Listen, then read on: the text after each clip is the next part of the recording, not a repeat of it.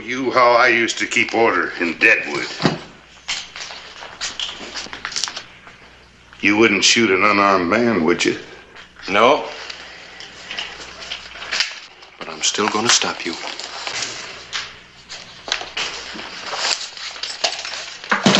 Sorry, Sheriff. But you're meeting a man that knows every fighting trick in the book. An actual account from the pages of my newspaper, the Tombstone Epitaph. This is the way it happened in the town too tough to die.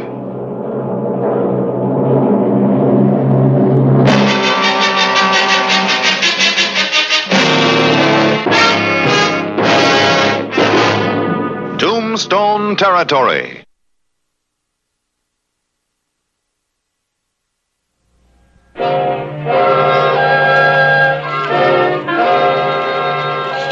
Trouble visited Tombstone the morning of July 10, 1885, when the Black Marshal of Deadwood rode into town.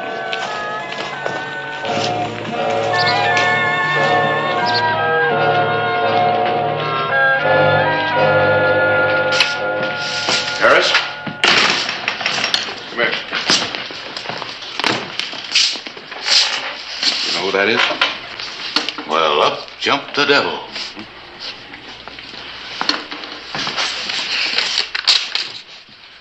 Looks like his arrival's going to make the front page.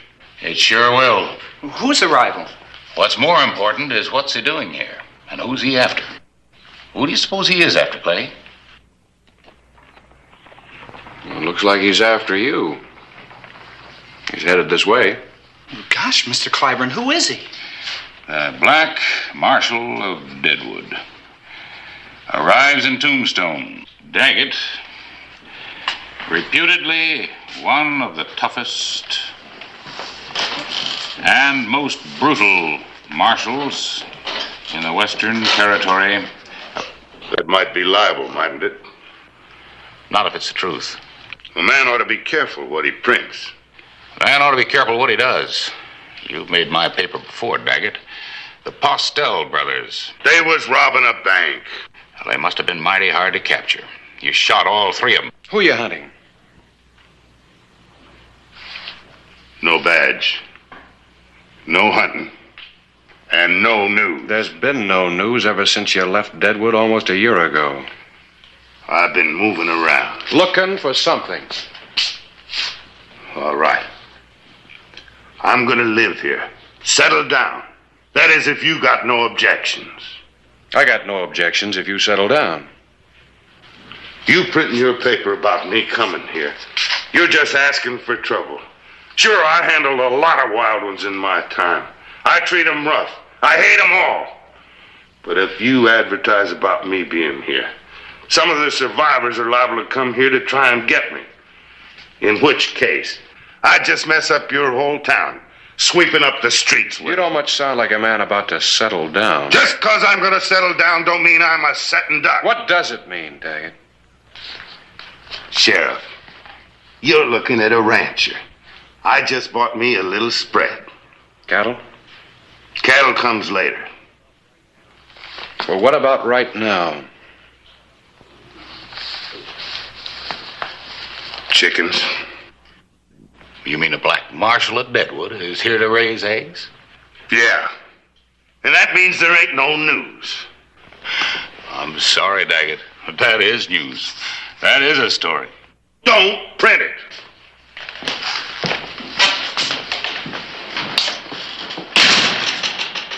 You believe his story?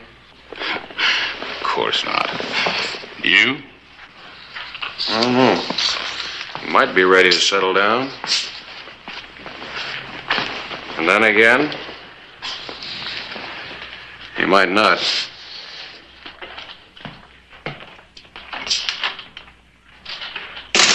Was that really the Black Marshal? Floor all swept, Ben? No, sir.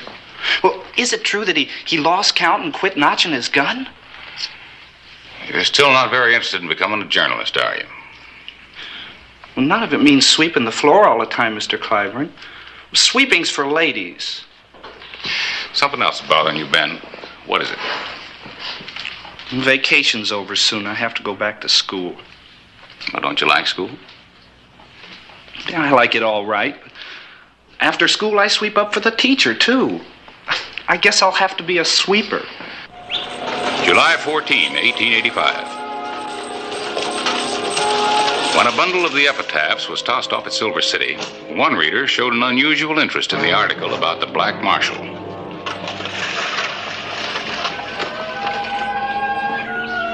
The afternoon of July 14.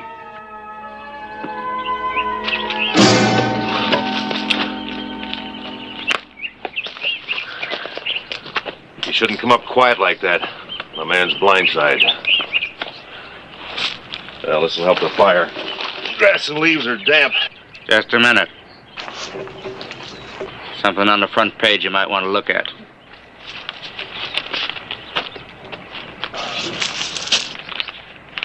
So he's in Tombstone. Where you going? Where do you think I'm going? I can still see to shoot the man that left me this way. Yeah, I had all the stuff sent up at his place on Cottonwood Creek. Here's everything. Clay Hollister learned that Daggett had purchased an unusual amount of ammunition for a man who claimed he was becoming a rancher. He rode out to investigate Daggett's true intentions.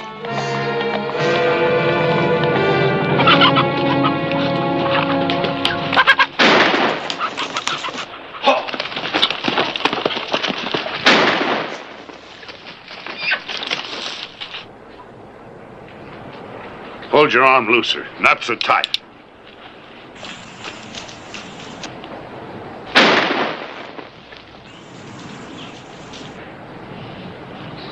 It wasn't your fault you missed that shot.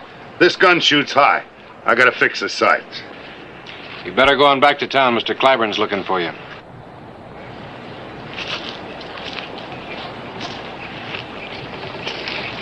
There ain't no law on teaching a kid how to handle a gun, is there?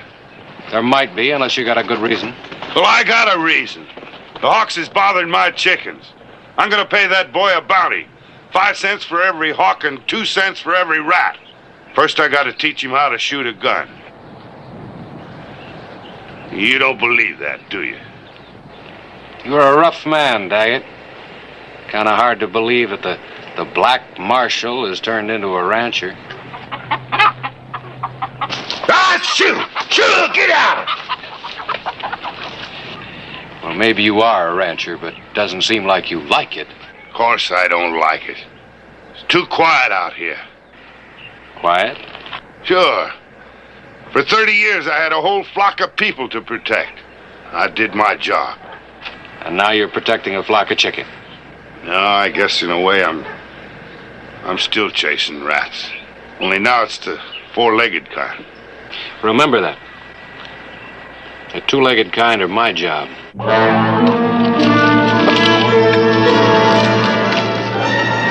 Noon of July 15. 2 riders closed the miles to Tombstone. July 16, 1885. 4, 5, 6. 6 hawks. Thanks, Mr. Daggett. I don't think I'll be out tomorrow. I don't think there's another hawk in the territory. Oh, I don't know. I seen one of them gliding around this morning. Flapping its wings? No, just kind of gliding along like it was going to set down. Well, that must be a buzzard. That ain't no buzzard. There ain't nothing dead out there. Well, except 6 hawks. Look, where there's chickens, there's hawks, live hawks. And I expect you to take care of them for me. I think maybe you better come on out tomorrow, huh? Thanks.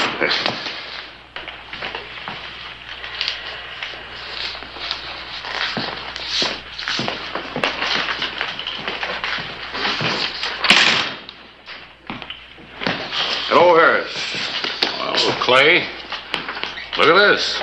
Order from Daggett for an ad to be run weekly till further notice. What's it about? Eggs for sale. This gives the location of the ranch. No name. No, there's something funny here. Hmm? Can't hardly read his writing. I've got an order from him on my desk signed while he was still marshal. It wasn't copperplate, but at least it was legible. You think maybe he's not Daggett? Oh, no, he's Daggett, all right. Maybe he's just not the same Daggett he once was.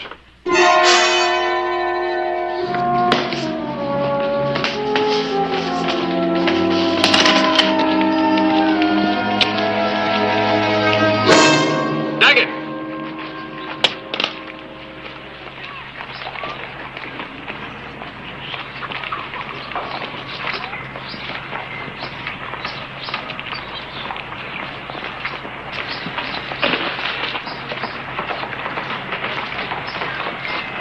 Where did they get you? In the wrist. It didn't heal? Broke all the cords. That's why you have Jackie to shoot the hawks. Well, I'm too old to learn with my left hand. Why do you keep carrying the gun? When they find out I'm crippled, I'm dead. I guess you're right. You made a lot of enemies. I was born with enemies. Never done nothing about it. Never could and won't now. Why didn't you settle down in some eastern city? Someplace you'd be safe. Oh, that's kind of hard to answer. Well, go ahead and try. Well, you take a sea captain. He's going to retire. Where do you think he'd settle down? In Dodge City or maybe in Nantucket? Just can't keep away from the action, huh? I figured if I couldn't be part of it, at least I could see it unfold. So here I am in Tombstone. You can't see much from Boot Hill. I figured this was the best place for protection. People tell me Sheriff Hollister does a pretty good job. With you in town, he'll have to do a better one. Well, I better get going.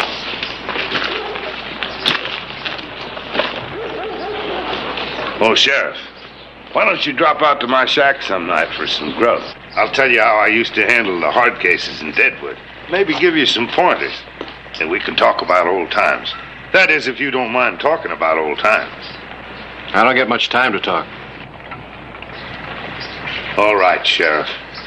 Protect the citizens and count me in. Tombstone's got a new citizen. Come on. Wonder how long we can keep him.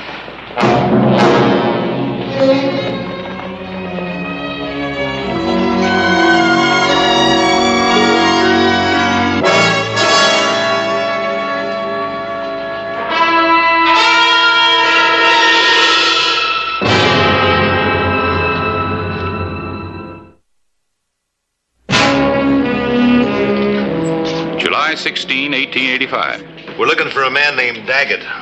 Mr. Daggett, the old marshal? Where is he? I don't know. Comes in here every Friday night for one drink. Just one. Every Friday evening.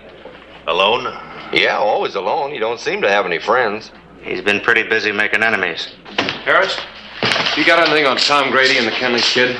Grady and Kenley? Yeah, they just rode in. I got a hunch they're not sightseeing. Looking at Deadwood. Deadwood? You think they might be down from there? I think they spent some time there. Well, your hunch is right. Grady and Kenley, arrested 2 years ago in Deadwood. I guess we know why they're in town.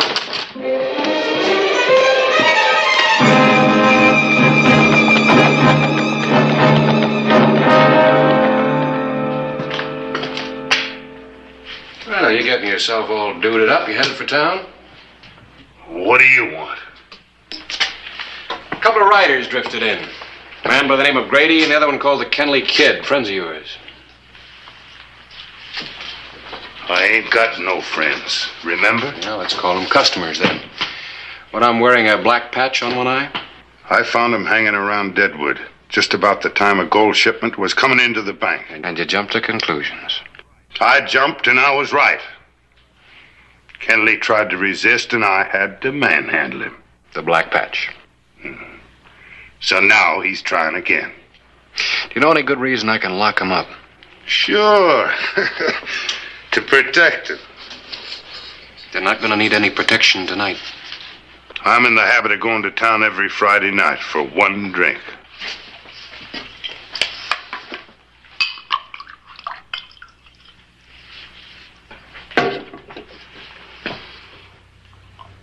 Now you've had your Friday drink, stay here.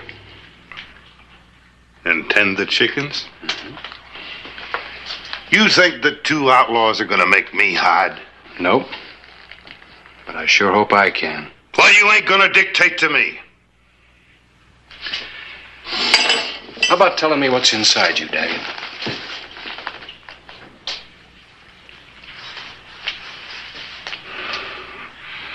Oh, a whole lot of hate, I guess. Been in here for 30 years. You see, Sheriff, I never was much of a ladies' man.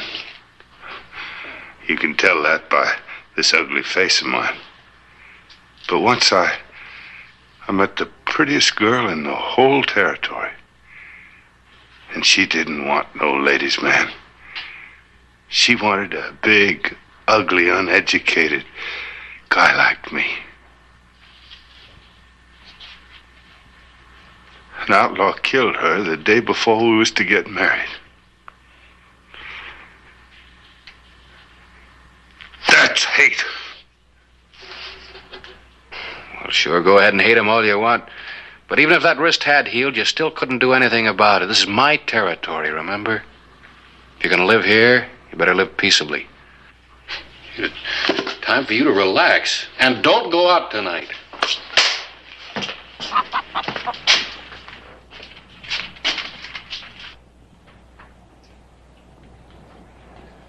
I see you got one friend. I'll see you around. But not tonight.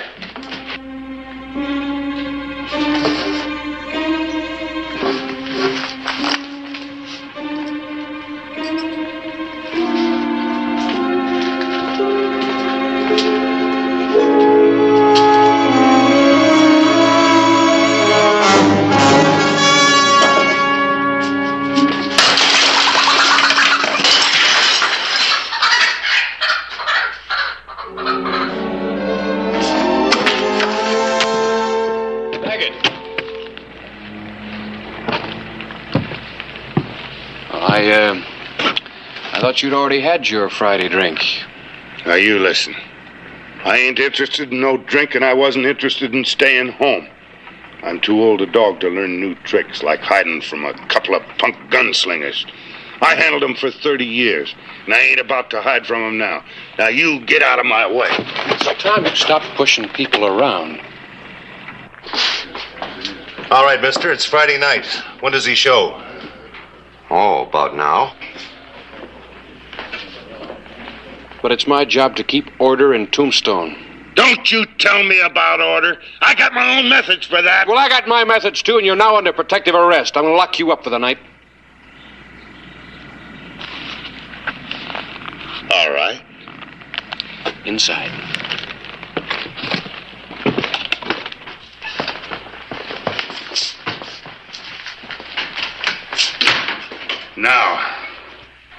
Now I'm going to show you how I used to keep order in Deadwood.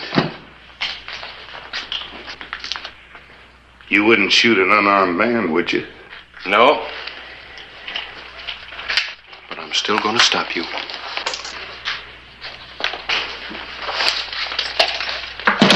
Sorry, Sheriff. But you're meeting a man that knows every fighting trick in the book.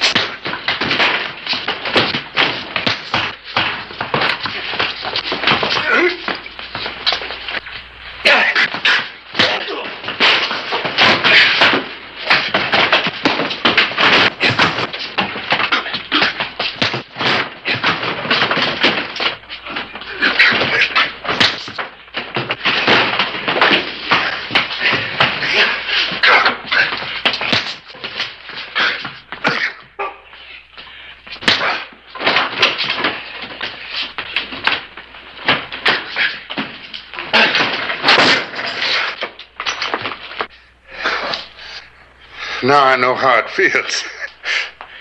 Yeah. It's a rough business we're in. I know how it feels, too. Now, you stay here. I'm gonna go round up your playmates. Get them out of town. Well, I guess you mean it.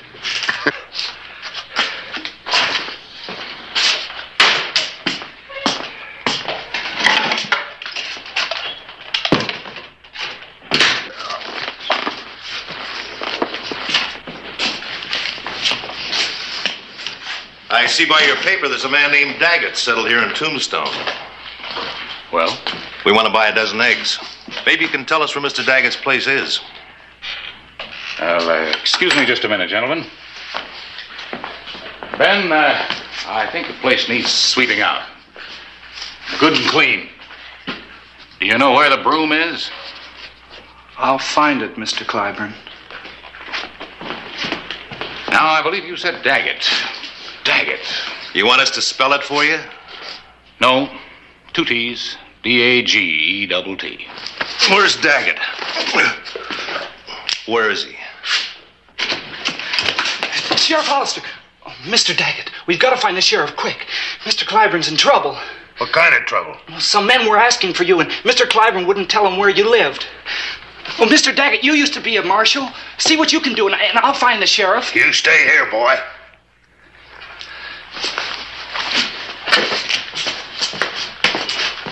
Where'd they go? I don't know, Sheriff. They just went out. When Daggett didn't show, they tried to pump me, but it looked like trouble. Once more, speak up, editor.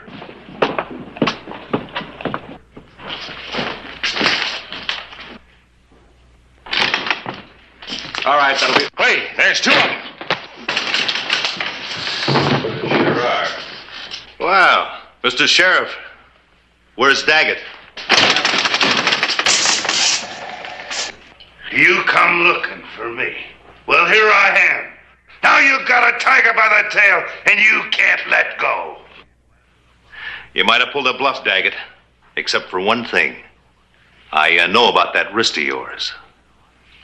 Now, I aim to shoot you in little pieces, one at a time. You might say, an eye for an eye. Yeah. Oh, mister, have I been waiting? I'm gonna wrap that gun around your skull. You might shoot, but I'll keep it coming. When I get through with you, you won't have a tooth left in your head. You know me by now. Go ahead and shoot, Kenley. What's the matter? Your hand's shaking. I'll tell you what's the matter. You're remembering the Black Marshal of Deadwood. Why, when I get through with you, they'll be scraping you off of these walls. Ready?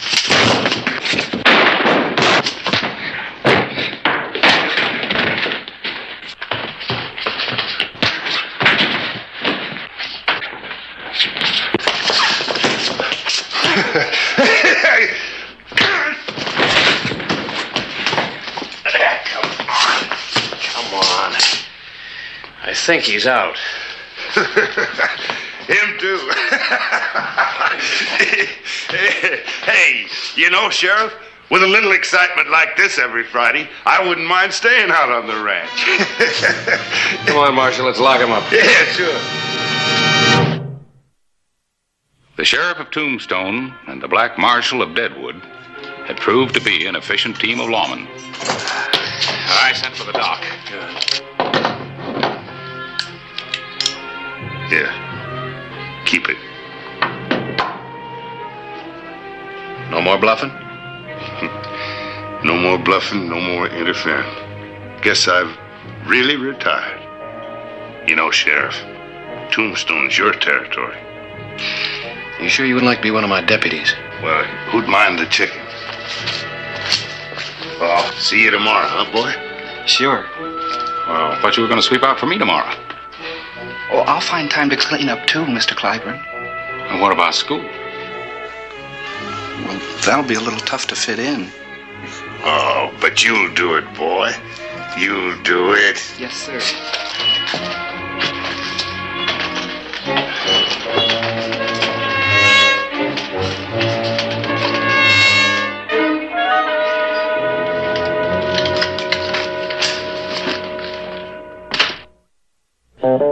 Whistle me up a memory, whistle me back where I wanna be, whistle a tune that'll carry me to Tombstone territory.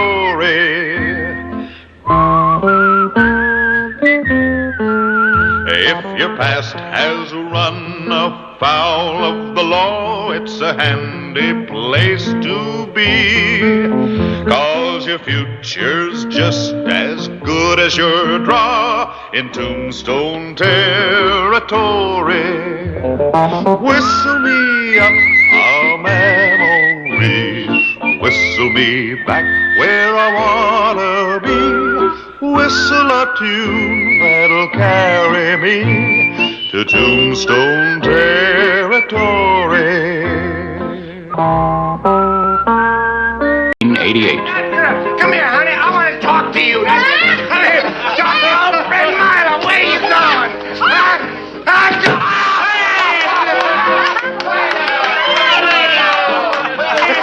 You tricked me that time, Chiquita, didn't you?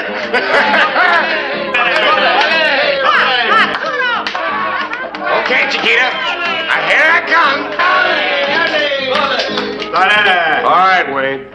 Game's over. Well, you're kind of far out of your way, aren't you, Sheriff? Just far enough to get you. Well, my ma didn't raise no fool. I'm not going to give you no argument. Not now, anyway. Say, you mind my asking what this is all about? Ask Jamie Wilson's widow. But I'm asking you. Well,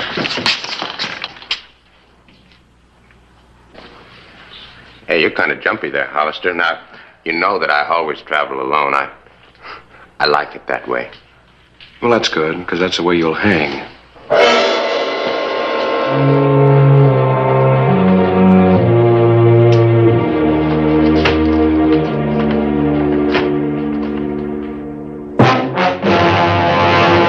An actual account from the pages of my newspaper, the Tombstone Epitaph. This is the way it happened, in the town too tough to die.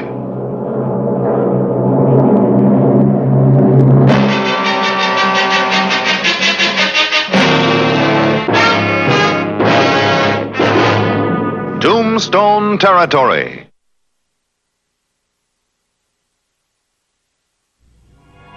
June 10, 1888. The shortest route back to Tombstone was skirting the Chiricahuas. Small bands of renegade Apaches were suspected of being holed up in the area. Say, what do you say we have a little water? I'm dry as a horny toad.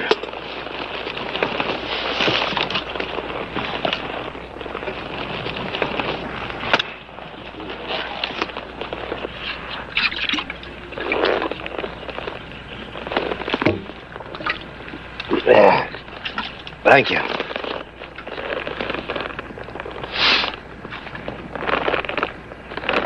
What are you looking for? What's so fascinating back there? Well, now, you just know that this is Apache country, you know, and, well, if they was to jump us, I just wouldn't have no chance at all. What with my hands being ironed, you know, behind me like they are. Of course, it'd make it awful easy for you if that's what you want.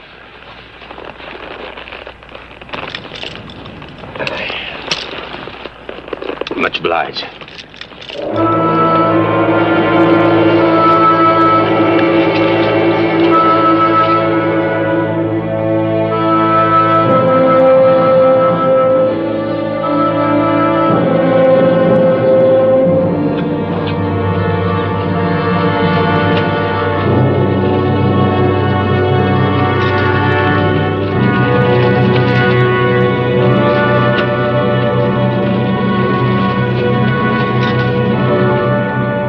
Late afternoon of June 10, 1888.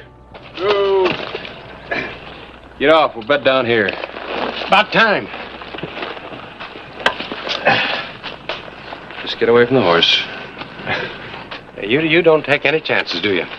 Would you?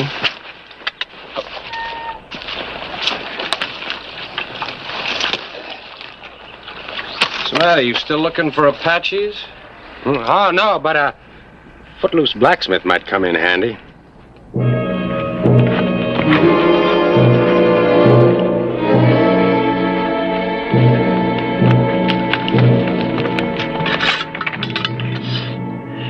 Hollister, you're a pretty good cook. One of these days you're going to make some gal a good wife.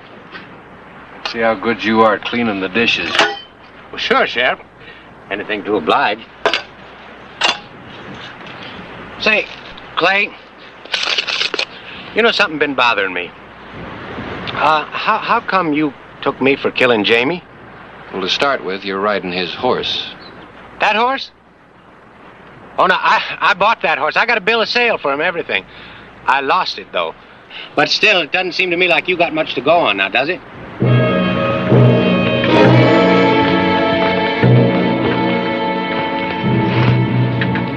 People never learn, Wade. You got a mean streak, can you? Me? Yeah. You might have gotten away with this if it hadn't been for that. I don't get you. Well, it wasn't enough for you just to take the man's horse. You had to shoot him, too. Leave him for dead. Well, he died, all right. But not before he crawled up on the road. He was still alive when he was found. And he named you, Wade. He named you Plain.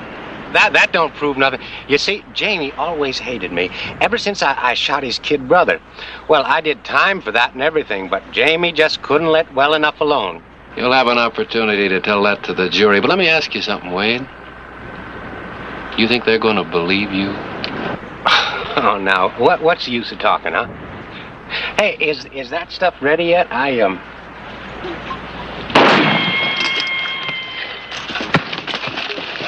Milo! Stop it, you're gonna kill him! Good boy, Seth. I knew I could count on you. Say, just a minute. Let me get these things off. I'll be right with you.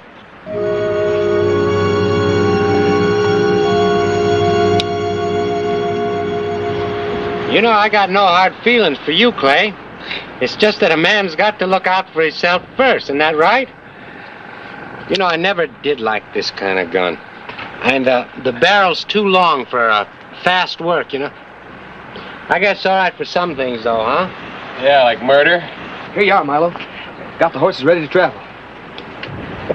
Good boy. Here, keep an eye on him. Oh, this is more like it. I felt kind of naked without it. Seth, you go on back to the horses. I'll be with you in a minute. You getting ready to give it to me like you did Jamie? He lived a good 6 hours. You'd have enjoyed watching that. Well, go on. What are you waiting for? You ain't gonna shoot him, are you, Milo? No. Now, what gave you an idea like that? No, I'm just going to make sure that he doesn't follow us right off. Well, if we take his horse, leave him get back on it. Hey, I know what I'm doing. Here, you take these cuffs, put them on him. Oh, Clay, would you mind putting your hands behind that tree?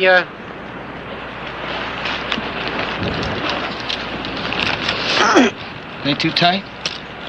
They're all right. Go on, get down the horses. You know, come noon tomorrow, you're going to wish that I had put a bullet through you. That sun's going to cook you good.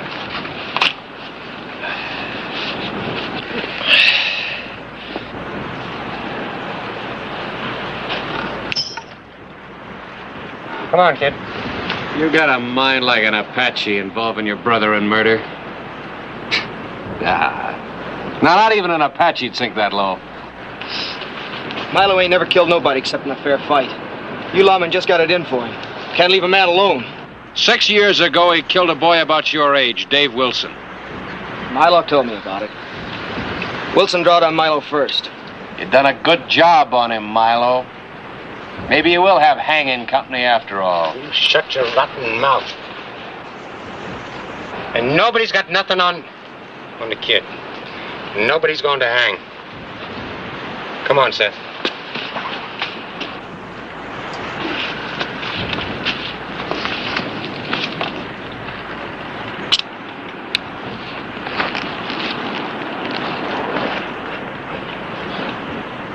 Thanks, kid.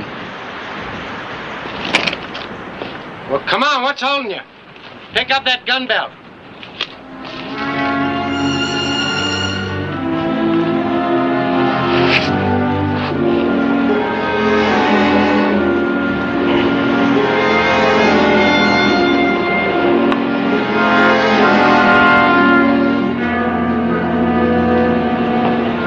A hot desert wind greeted the morning of June 11.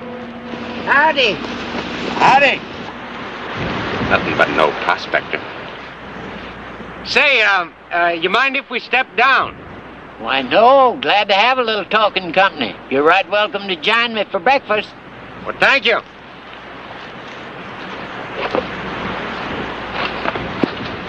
You loosen the cinches on the horses. I'll do the talking.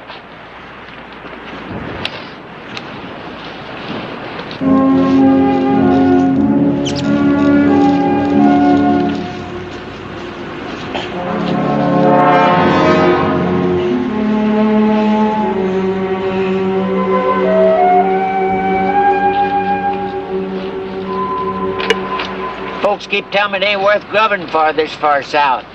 Just wait till I get to that S there. I'll give them their comeuppance. Well, you got to admit it is pretty far south for silver. Didn't say nothing about silver, mister. Ain't nothing else worth looking for in this part of the country. All you young'uns are alike. Think you know everything. Well, you're right about one thing. There ain't no silver down here. Well, you know, these hills been gone over hundreds of times. If there'd been anything here, it would have been found by now. That's so. Sure, I mean, it's just common sense. You ask me, you're wasting your time. You ought to go up north. I understand that's where the big strikes are being brought in. Know-it-alls. Think nobody knows nothing except themselves. Whistle a different tune now, though, we bet you bottom dollar. All that wasting your time, mister? I don't know. What is it? What is it? It's gold. You darn fool. What's it look like? Well, that's gold, huh? It don't look like much, does it? It don't hardly look worth bothering for. I mean, it looks just like so many rocks to me. That ore ought to run 20,000 to a ton. Richest ore ever seen. Don't they teach you fellers nothing no more? Well, I guess not, old-timer, because if I was to see a whole solid mountain of that stuff, I'd probably walk right past it. June 11, 1888. Clay Hollister was fighting against time as the broiling sun climbed in the sky.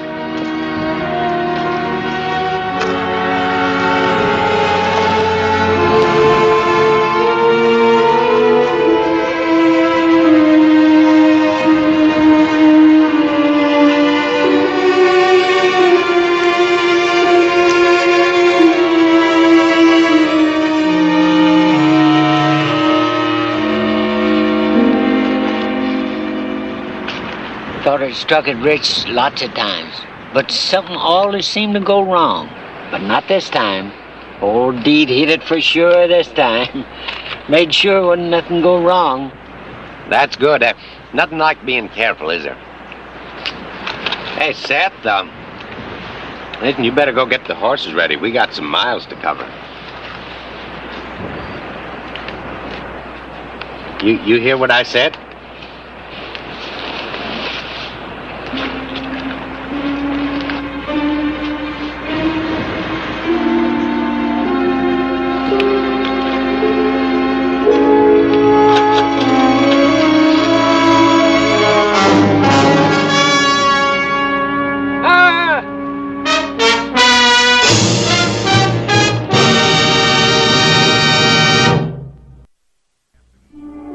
The afternoon of June 11, 1888.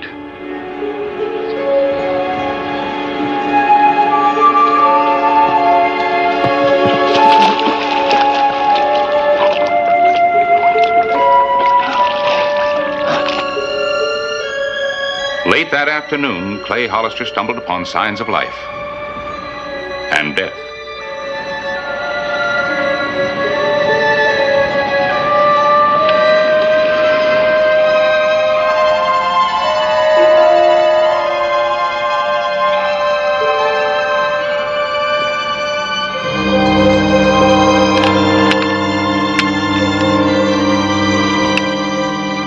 The night of June 11. Relax, kid. Now, come on. You better eat something or you're going to lose your strength. Milo, I want to ask you something. Sure, what is it? How long you been lying to me about things? Lying to you about what? You know, like killing. Sheriff was telling the truth, wasn't he? You did kill that man for the horse, didn't you? Well, I guess you got to learn sometime. Yeah, I killed him. I did, but he kept asking for it, Seth. You remember how old Jamie was. Every time I'd see him, he'd start in with that murdering talk of his. You know, you're a killer, Milo Wade. They ought to hung you. One of these days they're going to string you up, and that kind of talk till he was driving me loco, so I just shut him up. But I shut him up good. I say that, I did. You didn't have to listen to it. Look here, Seth. Now, you and me is brothers. See, we're blood kin. Us two is all we got in this world. Seth, you just don't know how rotten folks can be to people like us. I mean, you got nothing in your genes, so they treat you like dirt. And let me tell you something. I've had a plan for a long time now how I can beat 'em, Seth. You know what we're going to do? We're going to jump across the border into Mexico, and we'll buy us a place of our own, just the two of us, and we'll live a good life. No more running from people, no more wanting for things that just... Maybe it'd just be better if you went without me, Milo. Without you? But you're my brother. I mean, all my life I've been worrying about you, Seth. I've been thinking, how can I make things good for the boy? You say, go without you. Well, no, sir. You call what you did doing things for me? Well, this is a tough world, and a man has got to twist what he wants out of it. I mean, otherwise you get nothing. You got to take what you want. So. Like you took from that old man back there? That? Well, sure. That's but what is wrong with that? I mean, an old man like that, you know, he's got one foot in the grave anyway. What's he want with all that gold, huh? Besides, he was just a stranger. What did he ever do for you and me? Got us. Oh, now you're beginning to tire me, boy. Now, you're going to do what I tell you. You understand? And you're going to Mexico with me if I got to whip some sense into you.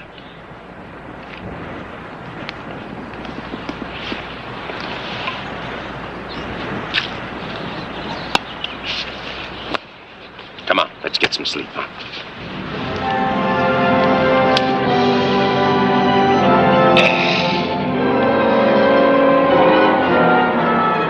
Satisfied that his brother was asleep, Seth Wade made his decision.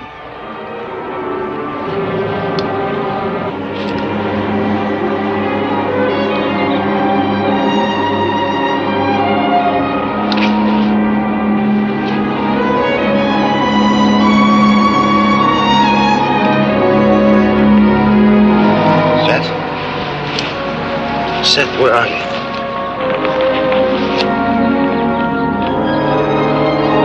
Seth! Come back here!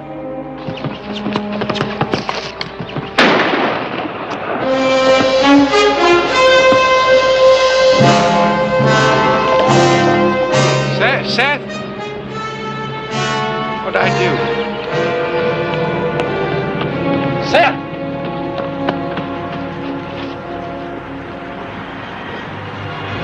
Early morning, June 12th. Seth Wade had regained consciousness. His brother's bullet had passed clear through his body. Now, you just take it easy, Seth. Oh, Milo will take care of you. Hurts. Stop it from hurting. I didn't mean it, boy. You got to believe me. I wouldn't hurt you for the world. Here, let me have a look at it. But I couldn't let you go, Seth. You're all I got. Oh, it hurts. Please, let me die. No, you're not going to die. I'll get help, Seth. But you're not going to die. I promise you. Only those horses hadn't been spooked. I'll go for some help.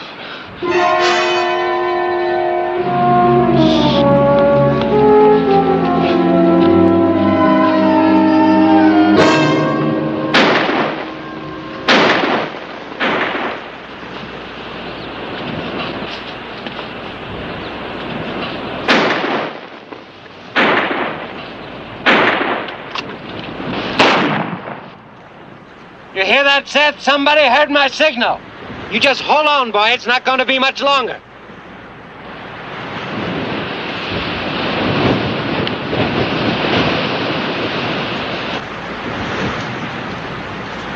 All right, Hollister, that's far enough. Now drop that rifle. Get off of that furrow. Come on up here. I can talk to you. Come on. I don't know how you got loose, but right now I'm glad you did. Now, that's far enough. Now, listen to me. Seth got himself hurt. You know anything about doctoring? A little. Good. I hope for your sake you're not lying. He's over there.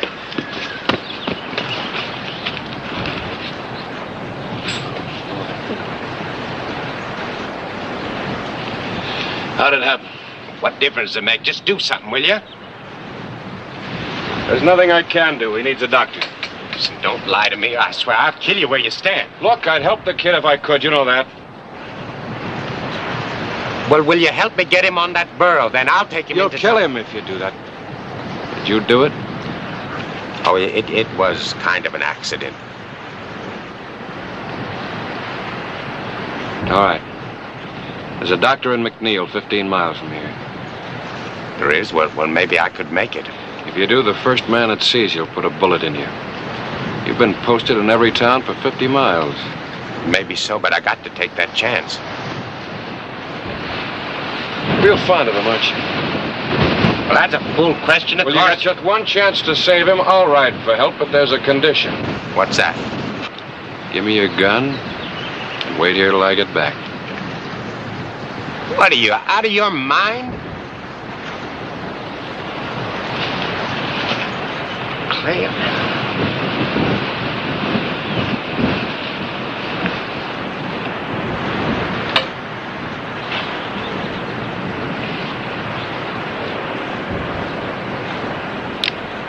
All right.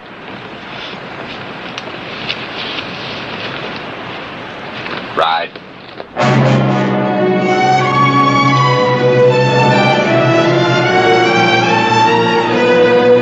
June 17, 1888. After 8 days on the desert, Clay Hollister had returned with his prisoner. Well?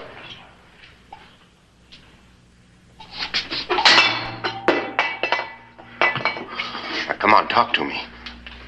How is he? Well, is he going to live? Yeah, but he'll never walk again. Your bullet chipped his spine. It did? Milo Wade began to realize that a slug from his gun had paralyzed his brother for life.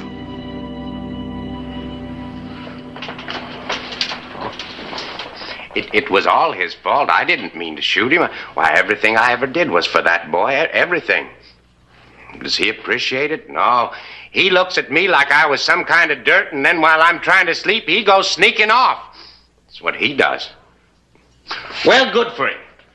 Maybe now he'll learn to appreciate what I was trying to do. What did you do for him? What was I trying to do? I'll tell you what I was going to do. I was going to peddle the old man's claim, and then we was going to go down to Mexico and buy us a little place of our own, just the two of us. Now somebody else going to be enjoying all that gold. There wasn't any gold, Milo. What are you saying? Old Dietz' ore was just iron pyrite, like all the other claims he made. No, Hollister, I saw that gold with my own eye. It was bright yellow gold it was. Dietz was an old man. Sometimes they get a little childish, live in their dreams. Well, Dietz was like that. Yeah. Always dreaming, always making the biggest strikes. They were always iron pyrite. Yeah, but I mean, it was yellow. I mean, iron isn't yellow. Iron pyrite is. That's why they call it fool's gold. Fool's gold? Fool's gold? But, well, ain't that something? All of that for nothing? For fool's gold? Well, that's some joke on me, isn't it, Hollister?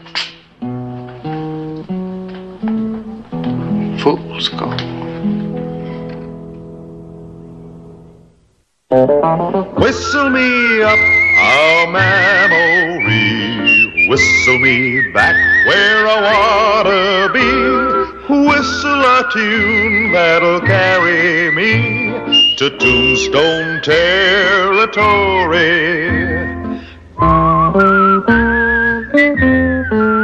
If your past has run afoul of the law, it's a handy place to be, 'cause your future's just as good as your draw in Tombstone territory. Whistle me up a memory, whistle me back where I wanna be, whistle a tune that'll carry me to Tombstone territory.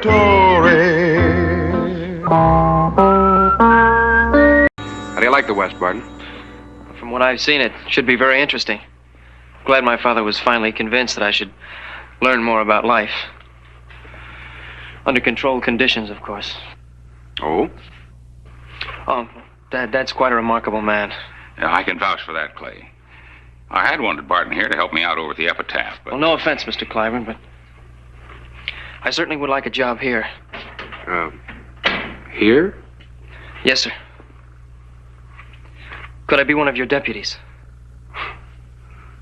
Well, Lee here's my regular, and I have other good, experienced men to call on.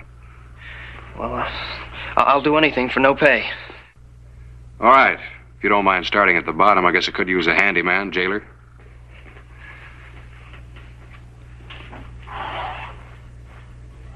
Do I get to wear one of these? Well, no, I'm afraid you'll have to wait for that. My ceiling couldn't stand it.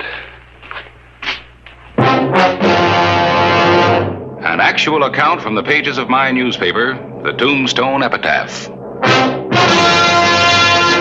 This is the way it happened, in the town too tough to die.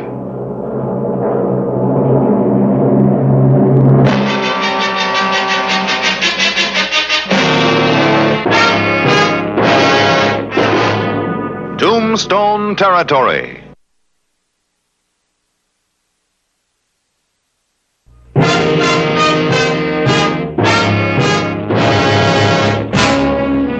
The afternoon of July 7, 1884.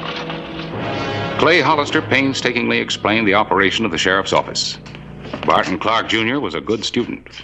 Now, there's certain rules of safety that have to be observed with the prisoners. Remember, they're all in there for a reason. Yes, sir.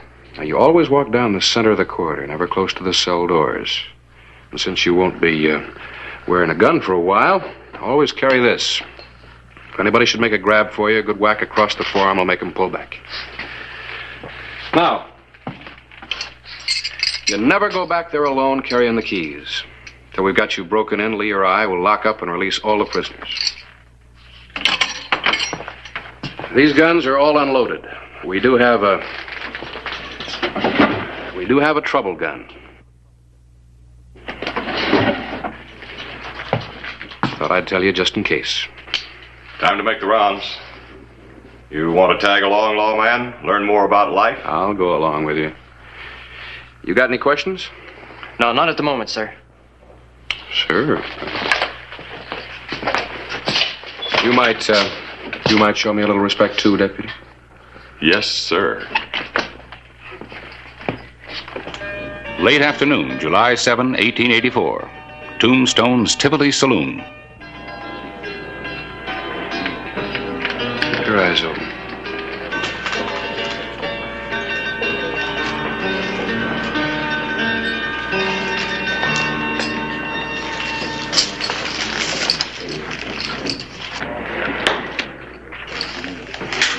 Mi amor, mi corazón.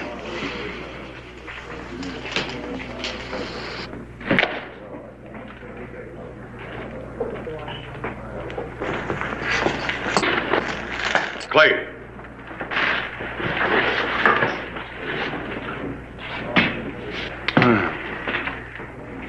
This the new boy?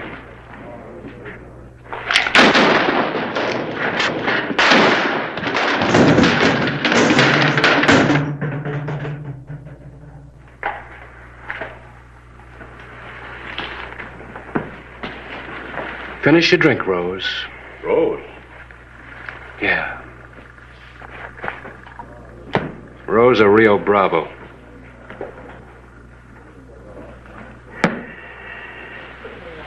Shall we go? Take her in, Lee. I want to check her around. She probably got more men staked out.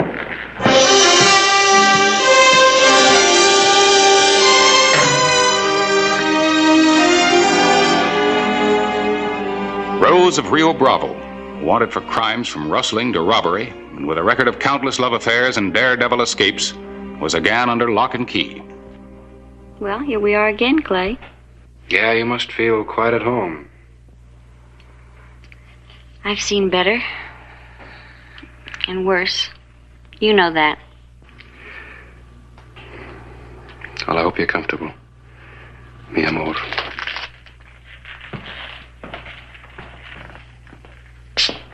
She's gonna need some privacy till they pick her up from Texas. Hang up some blankets at night.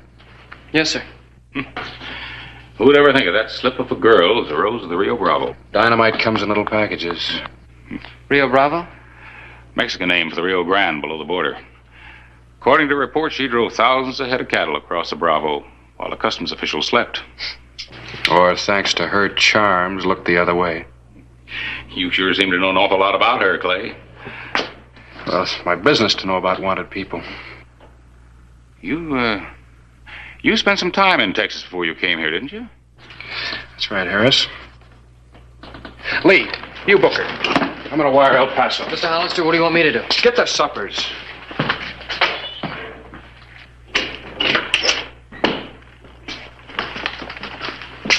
I think I got everything. Well, we won't have to feed her long.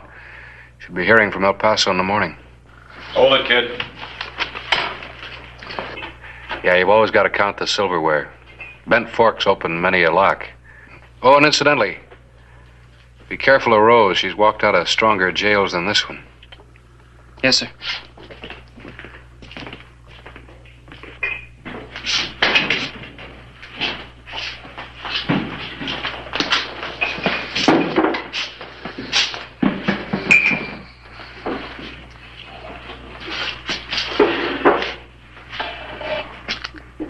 It's over here.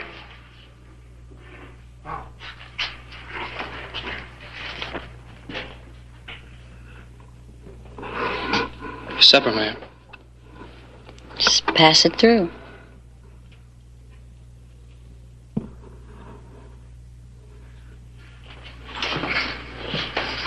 Thank you.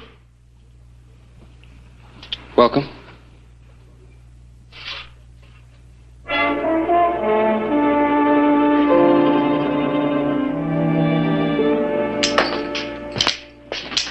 Did you take out the loads?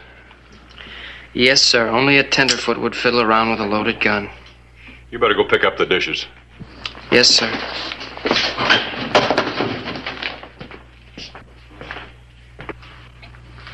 You didn't eat much. I can see you don't eat here. Oh, no.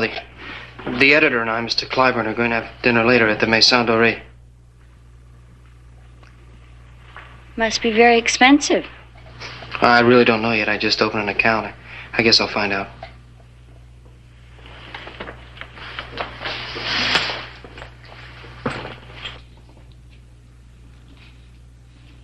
You're very interesting for a lawman. You dress well. I like that.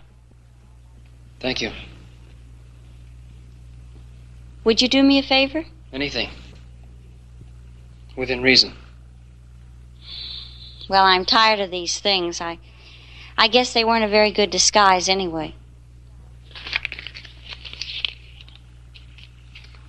What's this? My sizes and what I need to be a woman again. One petticoat, one pair. You don't mind shopping for a lady, do you? Oh, no. Here. Keep it. You keep it, Rose. You're in enough trouble already. Thank you.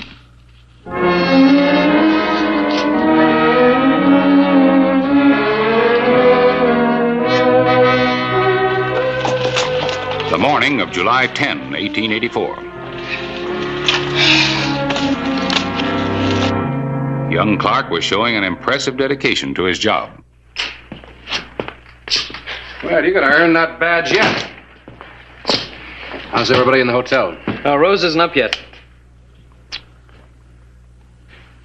Well, you see, being in jail is kind of like being in the Army. You rise and shine for morning inspection. Morning, Smiley.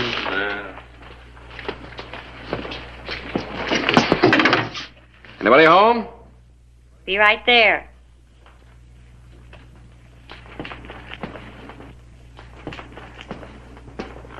Everybody's accounted for. You better get the breakfasts. Yes, sir. Good morning.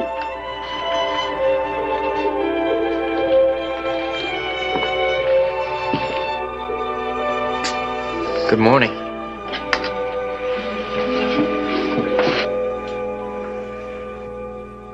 You have good taste. You like it? Oh, yeah. I better get your breakfast. And bring mine, too. Barton. She'll be going back to Texas real soon. Yes, sir.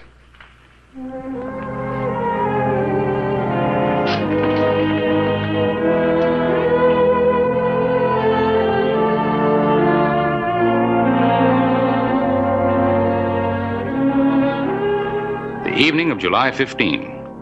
Extradition proceedings were delayed. Rose of Rio Bravo had been in the Tombstone jail a week. I'm lucky. What'll they do to you? That's my worry. Oh, you don't have to. How much does that make it anyway? $500. I don't think I've ever seen that much money. Not that it'll do me much good now. What about the cattle? What cattle? The stolen cattle. You did steal them, didn't you? You believe that, too? Let me tell you the truth, Barton. My father used to bring in cattle from Mexico and drive them north to market. It was a way of life. Then came the crooked politicians. Pay 50 cents a head to drive them into the Rio Bravo. Another 50 cents a head to get them on American soil. Tribute to Mexican officials, tribute to American officials. So what do? That still doesn't give you the right to steal. Steal? You drive them across at night and risk being shot at in the bargain. Graft, nothing but graft on both sides of the border. What about the other men? What other men? No. Men just seem to want to marry me. I win again. Yeah. Want a deal?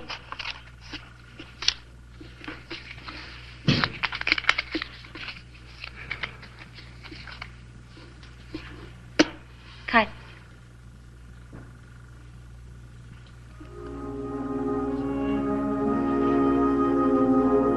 Yes, Mr. Clark?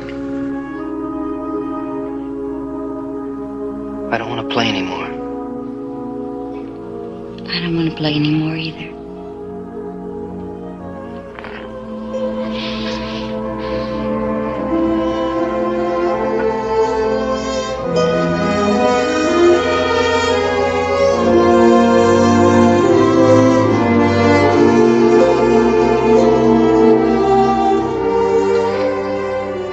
Don't fall in love with me. I already have.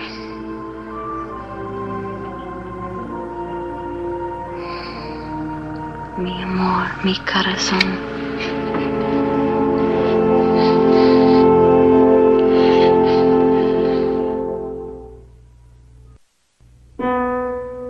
The night of July 16, 1884. Hey, got a little something for you. Hey, you're making me a deputy. Oh, well, not yet. You're still a jailer, but now it's official. You're You've come a long way since that day you shot the hole in my ceiling. Congratulations, Mr. Clark. I got a wire Dad. He'll get a real wallop out of this. Clay. Yelly. Night wire. Extradition papers are in order. Deputy will be through tomorrow on his way to Texas to pick up Rose. You know, it seems a shame that a bright, pretty girl like Rose ever got started on a career like hers. Yeah. Call it a night, Lee. I'll take the late rounds. Right. Hey, Lee.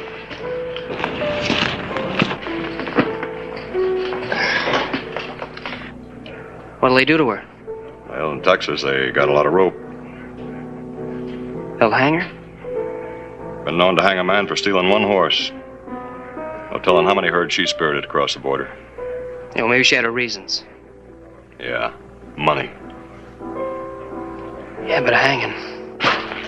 Hey, Barton. You better call it a night, too. Yes, sir. Barton Clark Jr. didn't call it a night. There were still more questions that had to be answered. What about the robberies? Well, what about them? How do you explain them? I want to know. You want to know. What about the robberies? What about the men? What about the cattle? Well, let me ask you a question, Barton Clark Jr. What right have you to know? I'm not on trial before you. What right do you have to ask me all these things? Because I don't want you to hang, that's why. I don't want to hang either.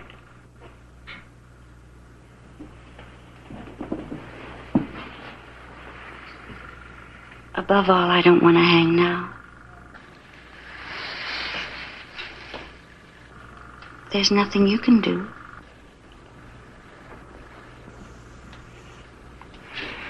I'm not going to let you hang.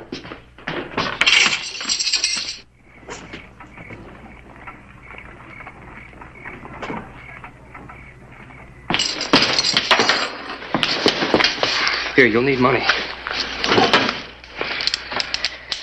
You better take this. Barton, come with me. I can't. We'll meet later. I'll try to cover this somehow.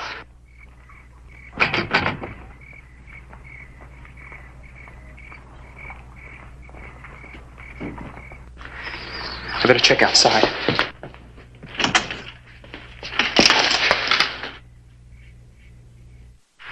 No, Rose. Not this time.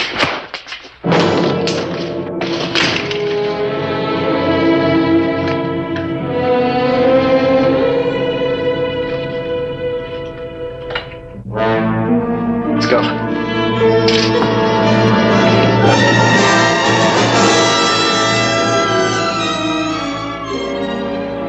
Let's go.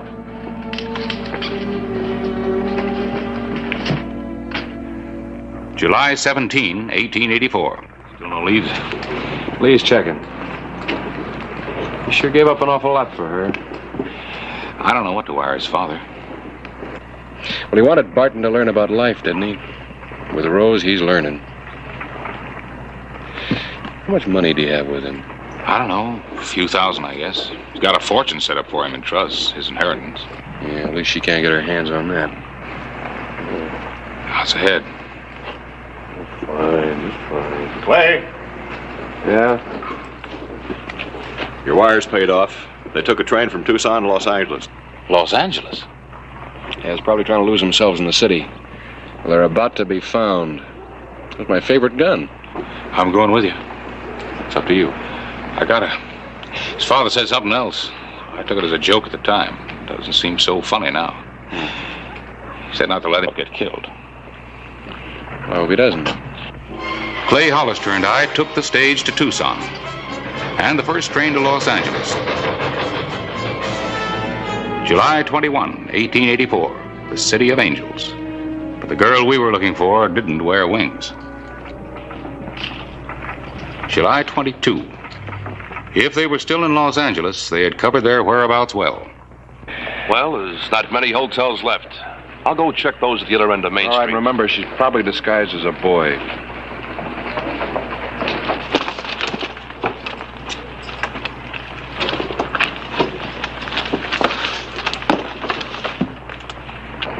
No, I was wrong.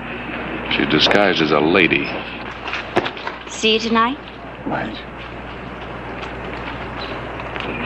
wonder where Barton is. I'll say this for her. She's here fast on her feet. I hoped Rose would lead us to Barton. Straightening him out was as important to me as capturing the outlaw queen. Rose. Where have you been? Shopping.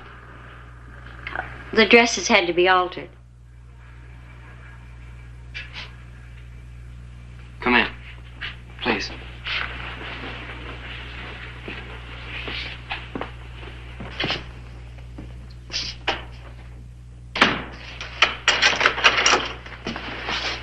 I thought we'd better eat in. Maybe leave for San Francisco tomorrow. We can't be too careful. I don't want to leave yet. Well, I have a feeling we should. Can we afford San Francisco? I found somebody that would cash one of my checks. Dad'll be finding out about it soon. I'll get a job. The house detective informed us 2 people answering their descriptions registered under different names. We warned him that they were armed.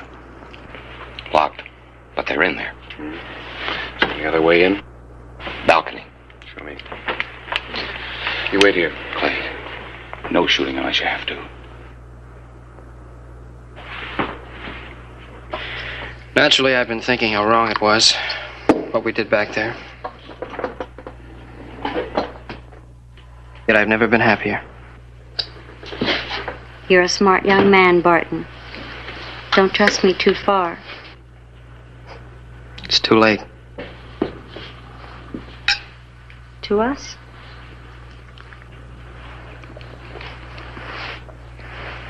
Here, open it.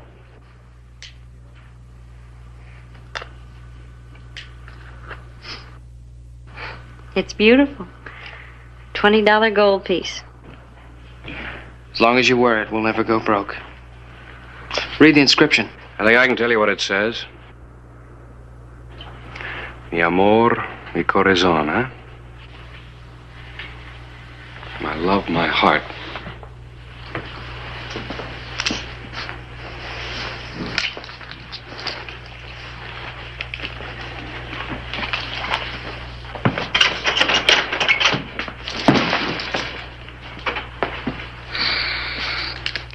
All right, Harris, keep an eye on her. She's got my other gun around here somewhere. Barton, let's go. Your father will be wondering where you are.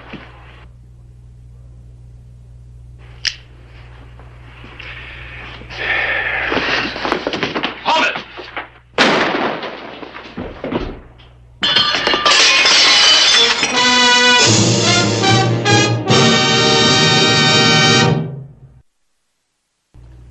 The night of July 22, 1884. Where's Rose? He's in jail again. Dad always said look for the good in people. There's a lot of good in Rose. A lot of bad in me, I guess.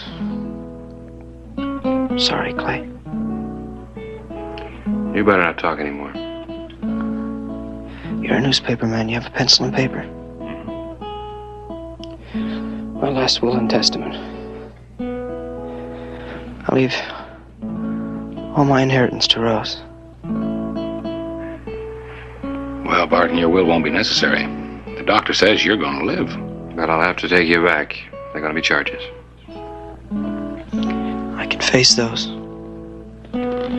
It's Dad. I don't blame you. But remember, like you said, he's a remarkable man. He's asleep. He's going to be all right. Won't take him as long to get over that bullet hole as it will to get over Rose. How long did it take you? Or did you?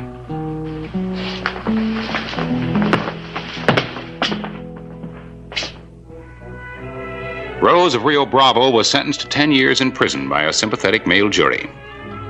She was soon released by the warden, who developed a keen interest in her case. Mi amor, mi corazón.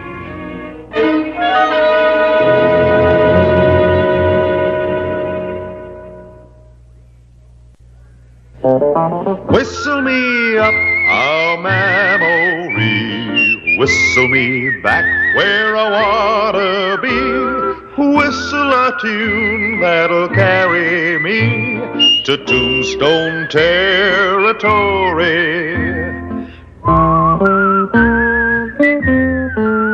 If your past has run afoul of the law, it's a handy place to be, 'cause your future's just as good as your draw in Tombstone territory. Whistle me up a memory, whistle me back where I wanna be, whistle a tune that'll carry me to Tombstone territory. In Tombstone, he was to be returned to Tombstone to stand trial in the United States Circuit Court. You let me out of here! You ain't got no right to hold me in here. You hear me? You let me out of here! You'll get out when the sheriff from Tombstone picks you up, and not before. Now shut up and lie down. You ain't got no right to hold me in here. I didn't shoot nobody in Tombstone. Now, why don't you lay down like the sheriff says? Jail ain't so bad once you get used to it. Yeah. Well, I ain't ever gonna get used to it. Not never. Then lay down. On the bench. Closer. We can break clean out of here, kid. But I didn't kill nobody in Tombstone. He can't hold me for that. Maybe. But that Tombstone sheriff's gonna pick you up anyway, right or wrong. Now try it my way. Free or dead. There ain't no in between. All right. You tell me what I gotta do. It's easy.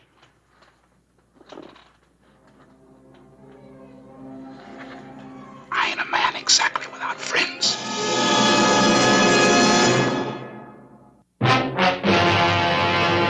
An actual account from the pages of my newspaper, the Tombstone Epitaph. This is the way it happened. In the town too tough to die. Tombstone territory.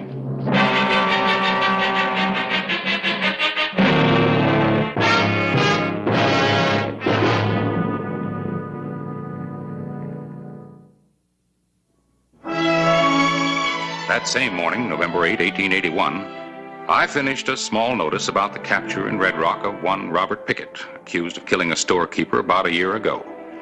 I put my paper to bed.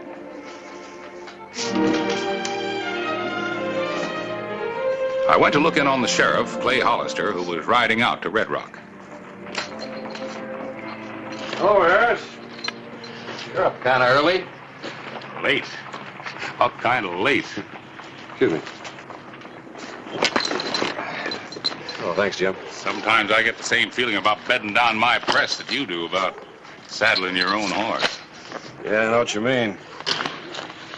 Do it yourself, you know it's done right. Particularly for a long ride. Where you headed, Sheriff?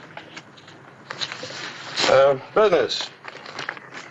I hear you're going to Red Rock. I'm going over to Johnsonville. I thought maybe we'd ride part way together. Two are a lot better than one, with the Apaches straying off the reservation the way they are. Well, sometimes with Apaches, it's better to ride alone. All right, you have it your way. Rumor is you're bringing Bob Pickett back for trial. Sheriff Pickett's a no-good killer. Bringing him back's a waste of time. If it was up to me, I'd let my .45 save the taxpayers some money. Mr. Dempsey, under the law, a man is innocent until he's proven guilty. You don't know Bob Pickett. He's a ruthless murderer. He shot my partner down in cold blood. Everybody knows how you feel about him, Mr. Dempsey, but I think I'll wait for a jury's verdict. All right. Like I said, you have it your way. Clay, take Jim with you. I gotta leave somebody here to mind the store. He's been talking revenge ever since Pickett killed his partner. Well, there's no place in the law for revenge. Nor in a newspaper. Could spoil an editor's whole purpose. And a lawman, it could spoil his aim.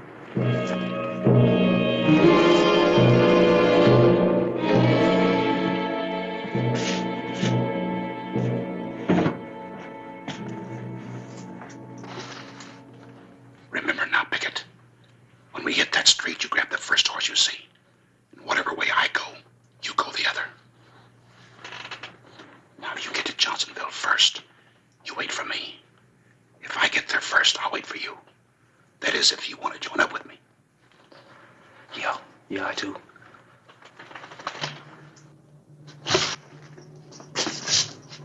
What are you trying to do, starve us to death? It's about time you gave us some grub, ain't it? We ain't had some supper.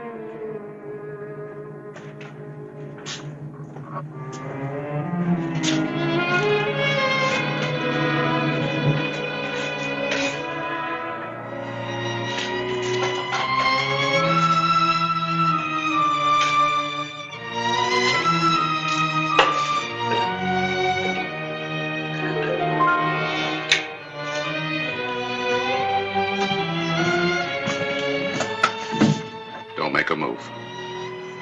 You go over to that desk and pick up them keys. Now, you got a wife, Sheriff. You ain't gonna be much good to her dead.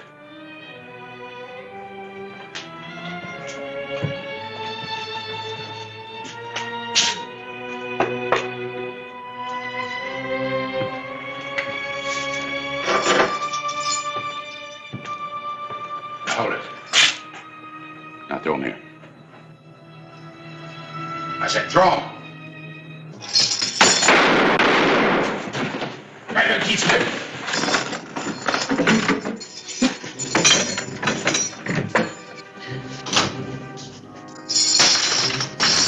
Done right, get fast.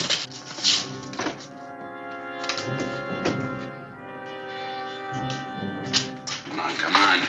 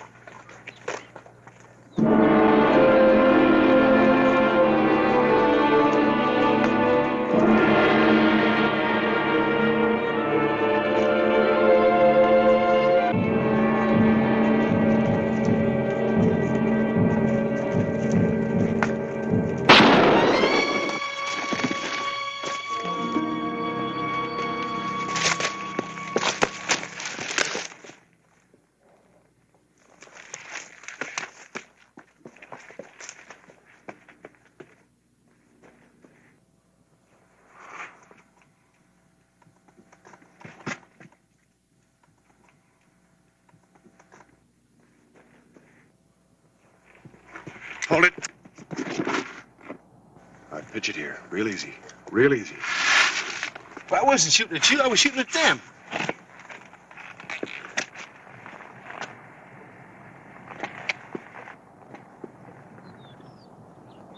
How many of them were there? Well, there's one this morning, but 3 of them been following me since noon, but I've only seen 2 around here. Where's your horse? He's down there. You better go get him.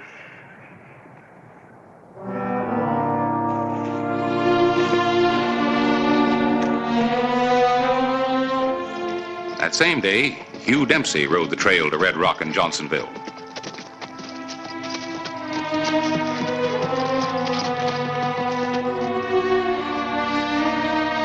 Dempsey was determined that Pickett would never return to Tombstone.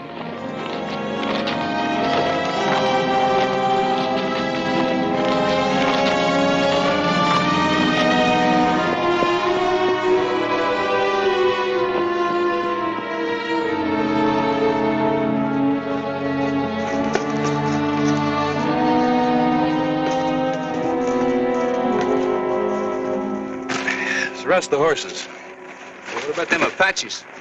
Just have to take our chances. Might as well eat.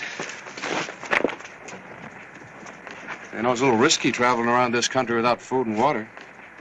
Well, I was only going as far as Johnsonville, and them Apaches forced me out of my way.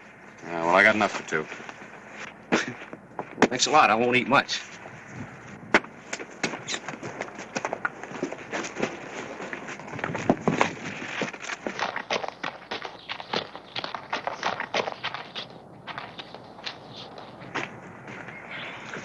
Not much of a selection. This isn't the Maison Dorée. Are you from Tombstone? Yeah. You ever eat at the Maison Dorée? That lobster from the Gulf? No, I ain't never been to Tombstone. But I heard about the Maison Dorée. How far do you suppose we are from Johnsonville? With or without Apaches? Well, I don't suppose we got much choice about that, have we? No. Should take you about half a day, depending on how long it takes to get through Apache Pass. Say, I owe you a thanks for this morning. Oh, that's all right. You think them Indians are still following us? It's kind of hard to say. What part of the country are you from? And me? I'm from Oklahoma. Where you headed? Red Rock? What part of Oklahoma? Oh, northwest part of the country. Well, what do they call you in the northwest part of Oklahoma? Gray, Sonny Gray. This is your first brush with Apaches, isn't it? Yeah. Well, we don't have any that's wild like this back in Oklahoma. It's a white man. I'm sure glad of that. Yeah. We can use all the eyes we can get going through this country.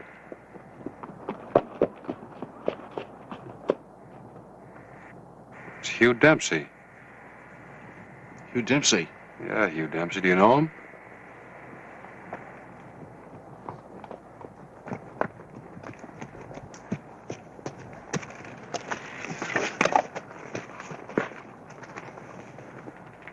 Put that away, Dempsey. That's right, Mr. Dempsey. You don't need it. I don't. You put down that rifle. Now drop your gun belt. Drop it. What's this all about? You know who this man is? Yeah, I just met him. His name's Gray. This is the man you started out to get. His name is Bob Pickett.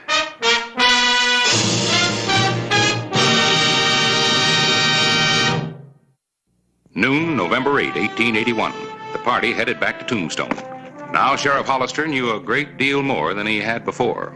He suspected even more than that. I'm gonna let him know in Tombstone you gave a murderer back his gun.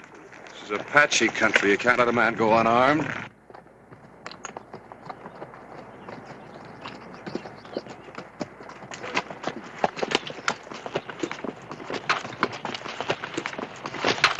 Don't draw that gun, Pickett!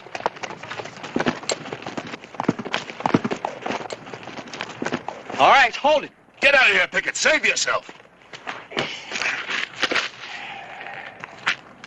All right, now, Sheriff, give me your guns, one at a time.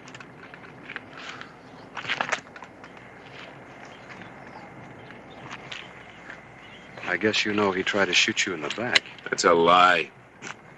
He figured it was safe. He'd trick you into going for your gun, then the killing would be self-defense. That's another lie. I just tried to draw his attention so you could get away. I want to hear it from you, Sheriff, and I don't want no lies about it. Charge against you in Tombstone's murder. I never killed anybody. Dempsey says you did. Hogwash. Just suppose you tell me who he said I killed. His partner. Son, I never said any such thing. As soon as we get back to Tombstone, you can check on it. Dempsey laid the complaint against you. It's a matter of record. Dempsey killed his partner, Sheriff, and I saw him do it. Pickett, you just saw me try to save you. Can't you see he's lying? He's trying to split us up, and you're letting him do it. Now he's going to have to kill us both, Pickett. Because I know, too. Are you going to believe him or me? Son, I still need you to help me with the store. From now on, we can be full partners. Like he says, maybe you will be his partner. But you know better than anybody what happens to his partner. Both of you shut up now. I got to think about this. Come back to Tombstone and see for yourself. Pickett, if you go back to Tombstone with Hollister, you're going to hang. We're going to Johnsonville.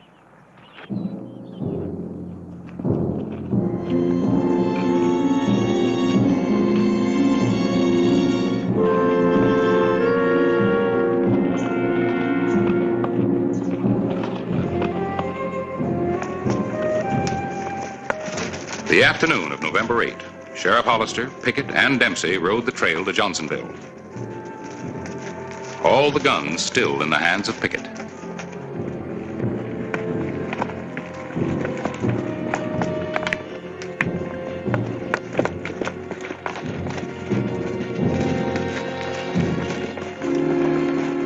That's Apache Pass. We'd be better off to head north and then cut back to Red Rock. Now, I got to get to Johnsonville. I promised somebody. Now, you lead on.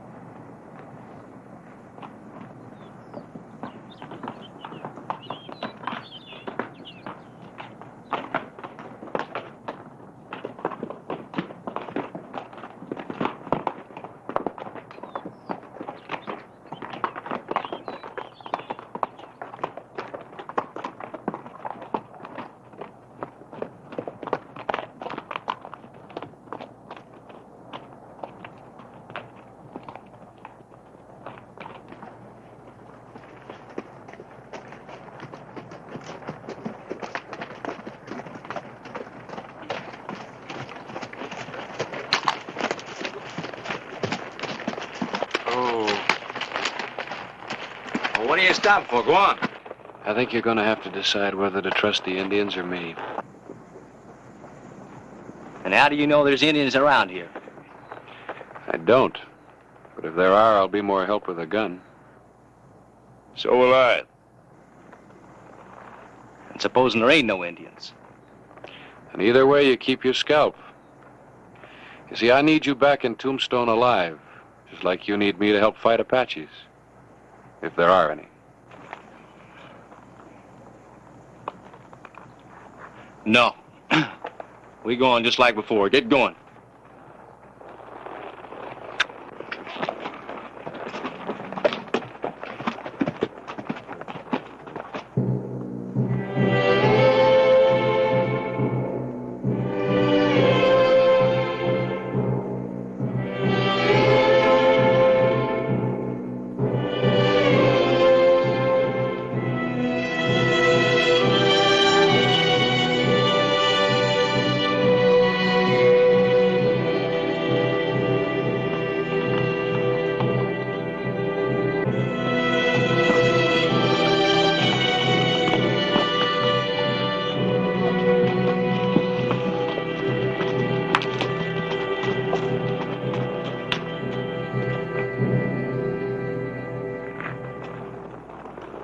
Don't act like you suspect anything, but that body's probably Apache bait.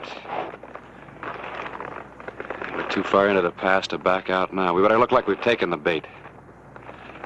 All right, the fun's over. Give me the guns. Give them to me.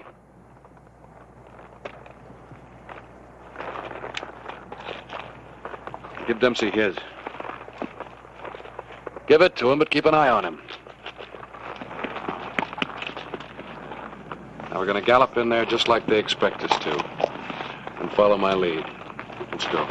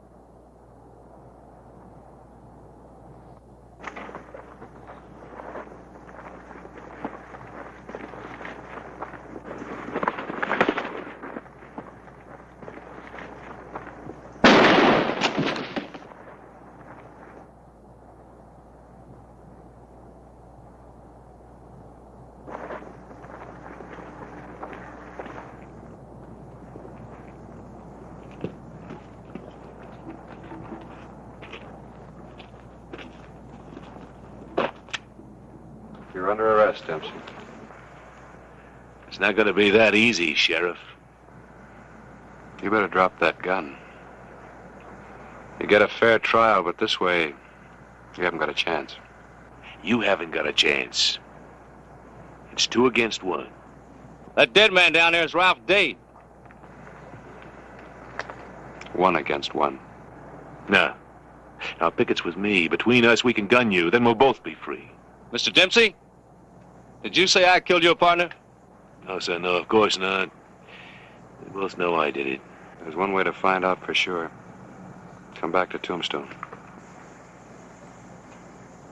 If he moves that gun, you let him have it. Killing's not that easy, Dempsey. Not for most people. It leaves a heavy mark like it has on you. A lawman hates it most of all. It's part of his job, he does it, but he never forgets it.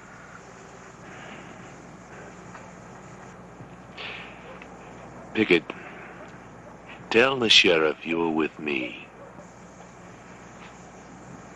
I don't think so, Dempsey.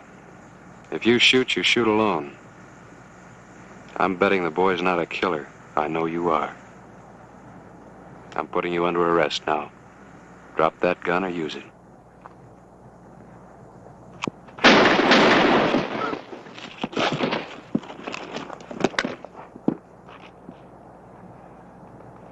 All right, Pickett, let's go.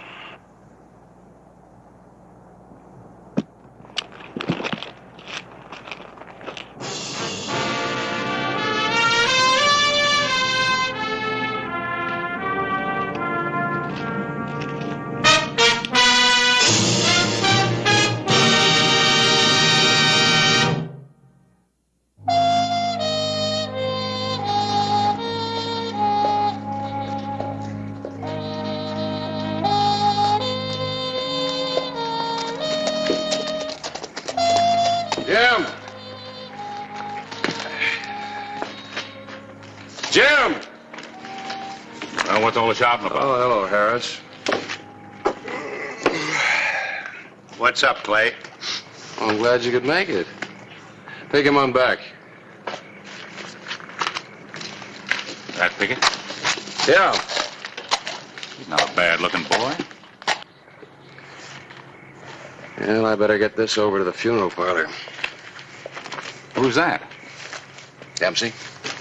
Pickett killed him, too? No, I killed him. He was trying to resist arrest for the murder of his partner. Dempsey? Never even occurred to me. No wonder he was so anxious to see Pickett dead. Wouldn't it be ironic? How's that? They buried Dempsey next to his partner on Boot Hill.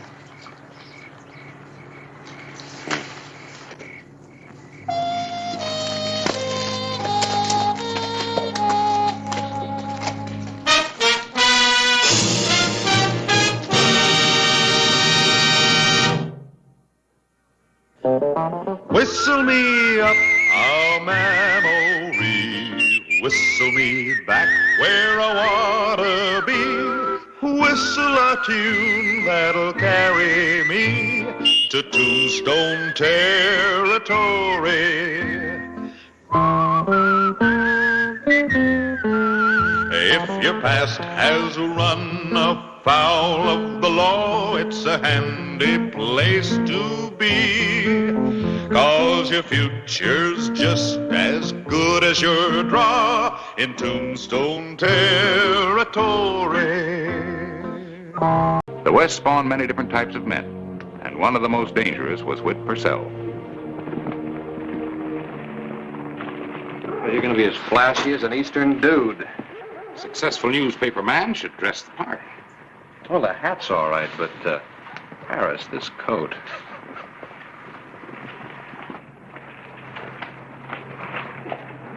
What's wrong?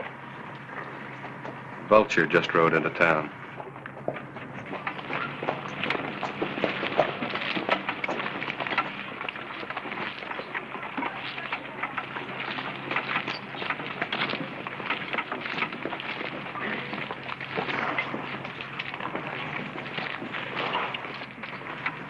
Him?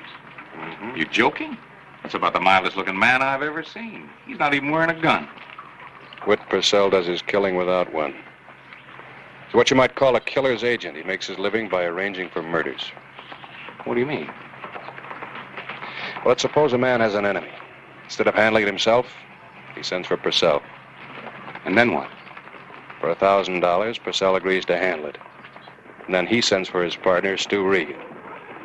Regan locates his victim, baits him into a fight, and guns him down. And he and Purcell collect the money and move on. Mm-hmm. Nice business. Yeah, and they make a fine combination.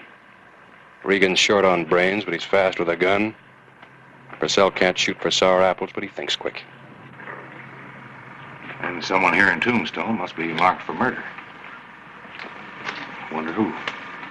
And if he knows it.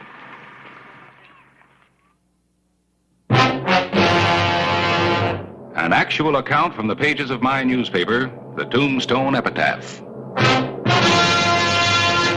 This is the way it happened. In the town too tough to die. Tombstone Territory.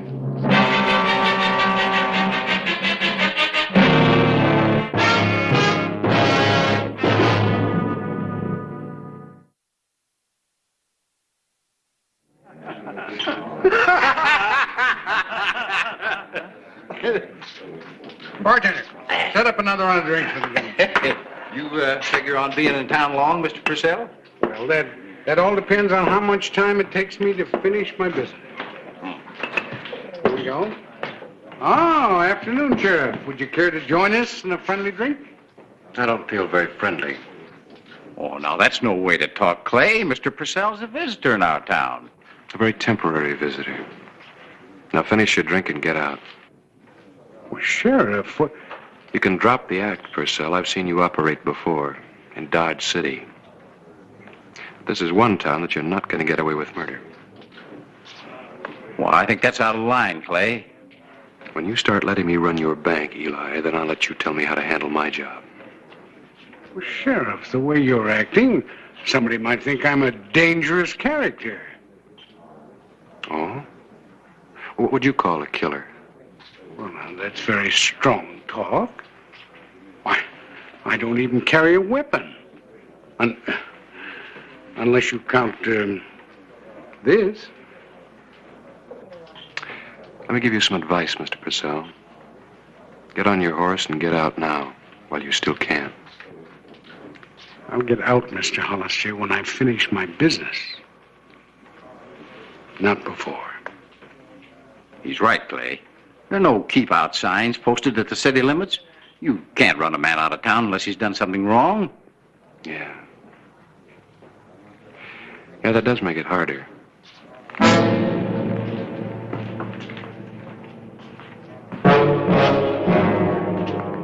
sheriff seems to have gotten out of the wrong side of the bed this morning.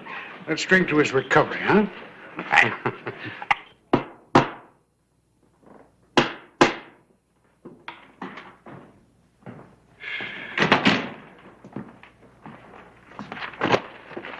Well, I take it you couldn't scare Purcell out of town. Nope. I didn't figure it'd work, but it was worth a try. What are you going to do now? I don't know. For the first time since I put on this badge, I feel kind of helpless. There ought to be some way.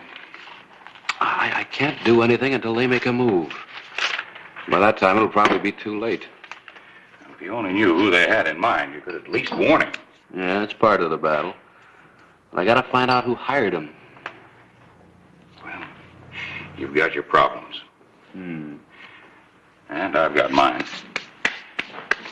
Getting out a newspaper. Just leave room for an obituary. In Tombstone, I always do.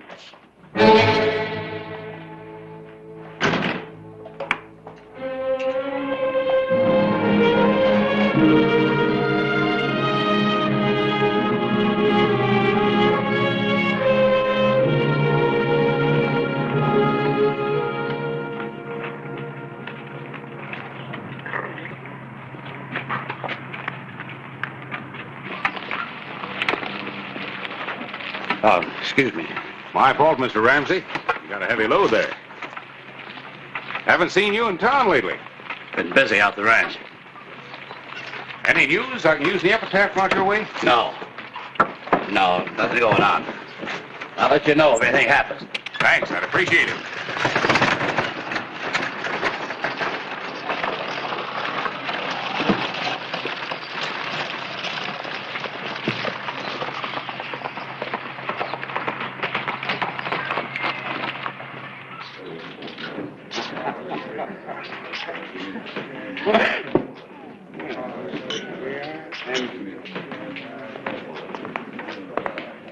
Hello, Tom. Thought I'd stop by and see if I could get anything for the epitaph. Pardon me. You're Harris Clyburn of the Epitaph, aren't you? That's right. Well, you're just the man who can help me out. I suppose you heard about my run-in with the sheriff this morning. Well, there's been some talk. Well, that's what I was afraid of. I'd like to call on your good offices, if I may. Bartender, would you give me the... Oh! Well, what's the matter with you, mister? You just spilled it. Well, I will give him another drink, will you? I'm awfully sorry. I just don't understand people like you. What'd you do that for? I apologized. You know, for a little man, you got a mighty big mouth. From now on, keep it shut. Why, you stupid lummox. You want trouble? I said put a halter on that lip. Leave him alone. You keep out of this. I don't like to see anybody pushed around. Looks to me like you're trying to make his business yours, mister. I'm not looking for any trouble. I'm not running from it either. Oh, now. Forget it, Mr. Clyburn. No reason for you to get mixed up in this. He started this. Maybe he'd like to finish it. I sure would.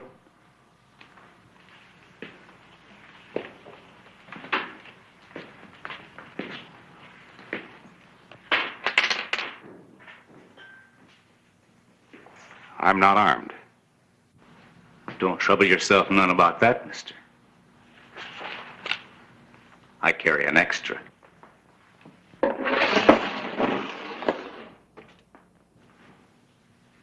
Now you have a gun.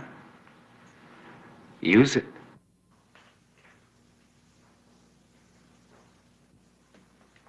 Well, go on. Move your hand a little closer to it.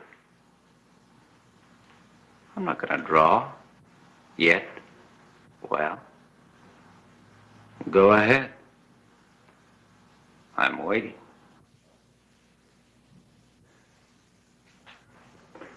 Harris! There's not going to be any shooting unless you want to take me on. That fellow started. I know how it started, Mr. Purcell. It's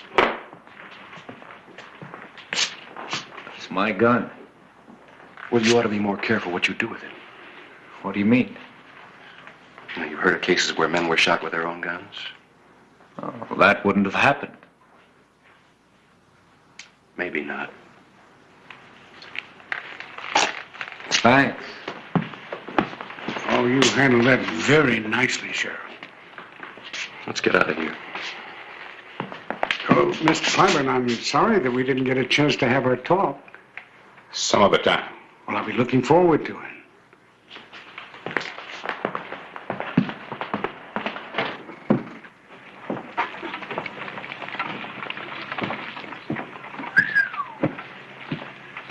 Remind me to stay out of saloons. You act like what I told you's a joke. Now, will you stay away from Purcell? You act like it was my fault. I was standing there. He came up to talk to me. I figured I'd let him talk. Now, and a couple of seconds later, that skinny gun hawk showed up. Is that right? Yeah. It all started over practically nothing. That's where you're wrong. That whole fight was planned down to the last detail. About 2 seconds more, and you'd have been nothing but an obituary notice in your own newspaper. That fella you had the run-in with? That's Stu Regan. Stu Regan? Yeah. We know he's in town to kill somebody. Well, he almost accomplished his purpose. Me? Well, he's not going to waste time picking fights with strangers unless he's hired to. Me? Oh, why? Well, let's find out.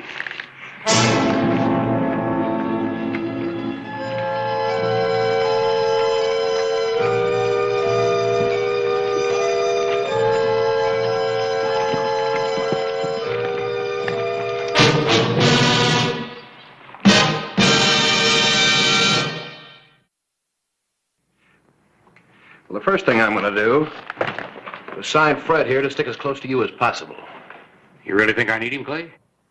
Well, after what almost happened in the Oriental, yes. Remember, Harris, $1,000 is a lot of money. For a man like Regan, killing's an easy way to earn it. Purcell really made me take the bait, didn't he? Yeah. A little man with a smile on his face and murder in his heart. There ought to be some way to stop those two. I'm rather personally interested now. Until an actual attempt is made on your life, there's nothing I can do. Well, that's just dandy. At least you know it's you they're out to get. Most of Regan's victims don't even have that privilege. I don't feel so honored. Harris, can you think of anybody that might want to kill you? Newspaper editor makes lots of enemies. It looks like you made one real good one. Well, come on, Bird Dog. Where are you going? Back to the office. I've got a newspaper to get out. I guess I'll tag along with two of you.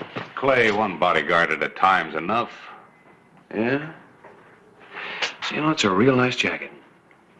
Sure hate to see him get buried in it, wouldn't you, Fred? All right, let's go.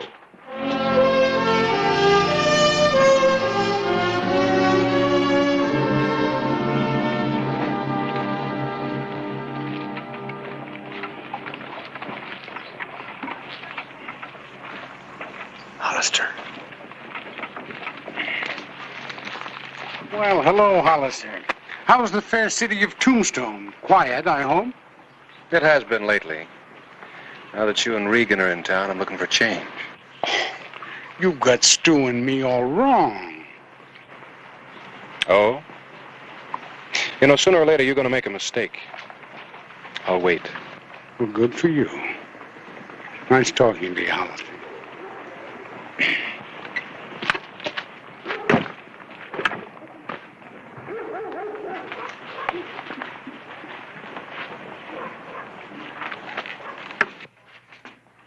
Here you are, sir. Afternoon, Clay. Well? I don't think there's any mail for you, but I'll... I want some information. Glad to be of help. A couple of minutes ago, a little fat fella, always smiling, picked up a letter. I want to know who sent it and from where. Wish I could tell you, Clay. Look, Will, this could be important. It could help to save a man's life. You do know who sent it, don't you? Matter of fact, I do. Was mailed right here at the post office this morning.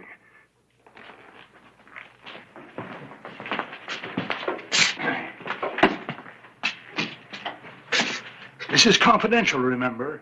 After all, he put a stamp on it. Makes it official mail. You trust me, Will? Martin Ramsey left it. It was addressed to a man named Whit Purcell, the little fat man you spoke of.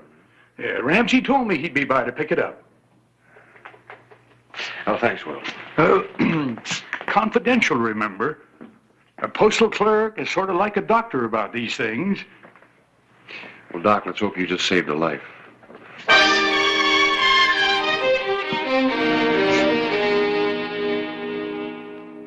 There must be some mistake.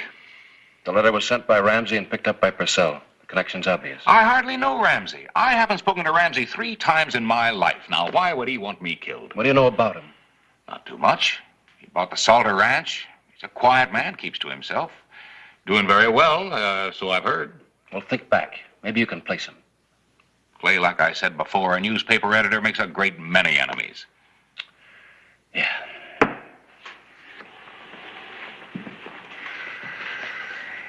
Maybe somebody you exposed in the newspaper and sent to jail.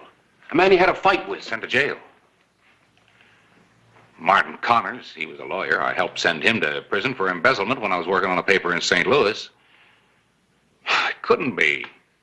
Connors didn't look a thing like Ramsey. Well, how long ago was that? A little over 10 years, I guess. Well, 10 years in a prison term can change a man considerably. Well, without his beard. Younger, maybe 20 pounds lighter. It's possible. Well, Martin Ramsey or Martin Connors doesn't make much difference. The important thing is we know who hired Regan and Purcell. Well, frankly, I don't feel much better off. I've still got a loaded gun at my head. I wonder how this will look on me. Well, this is a fine time to be talking about haberdashery.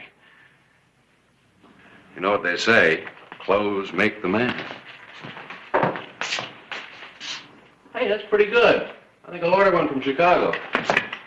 Look, if it'll get your mind back to the problem, you can have the hat. You can have the coat, too, if it's any help. Well, thanks, I think I will. They're about the same size in the chest. Sleeves are a little short, though. How's it look? Like a newspaper editor who's about to be shot. Good. Let's hope that Regan thinks the same way. Oh, now, wait, Clay. I don't want you taking my bullet. Harris, I don't want either one of us to take a bullet. But shooting's my job. Yours is writing obituaries, remember? Here's what I want you and Fred to do.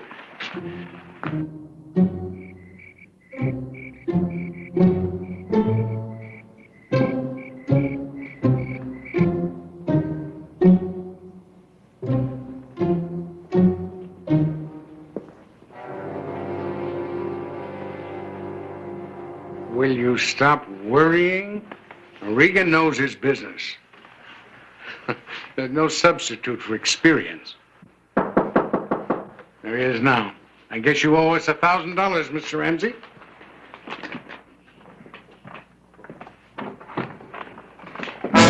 Evening, Mr. Ramsey. Happened to be in the neighborhood, so Fred and I thought we'd drop in on you for a while. Well, Mr. Purcell, this is a surprise. Nice seeing you again. Maybe we can finish up that talk we were going to have. Oh, a lot of things are going to be finished up before this night's over.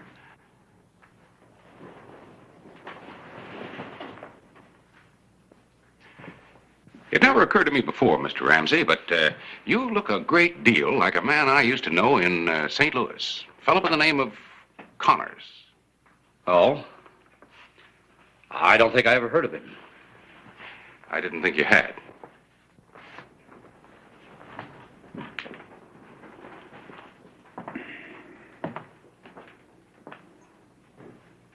Well, gentlemen, if you'll excuse me, I have an appointment in town. Sit down, Mr. Purcell. And you too, Ramsey. Sit down. We have some more company coming. I think we should all be here to greet them.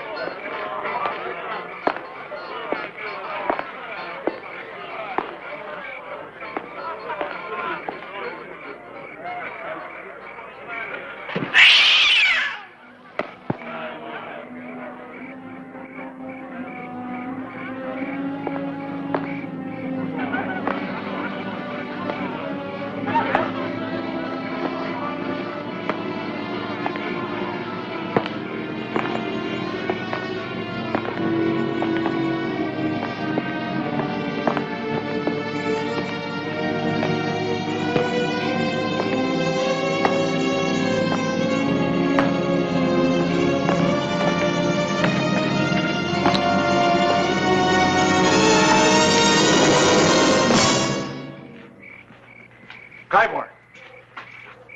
Walking alone in the dark can be dangerous. Didn't anybody ever tell you that? Scared? You should be. Because we're finishing up what we started in the bar. I see your arm this time. Make your move. This time you have the privilege. Now earn your money.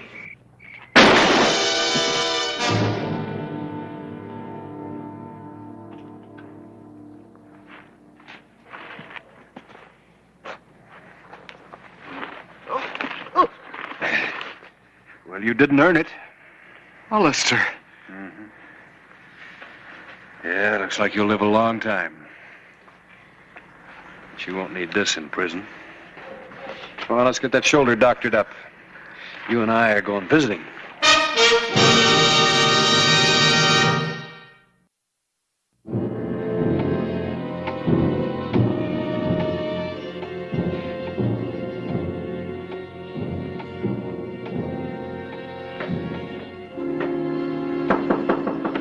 Wondering who it is, Mr. Purcell?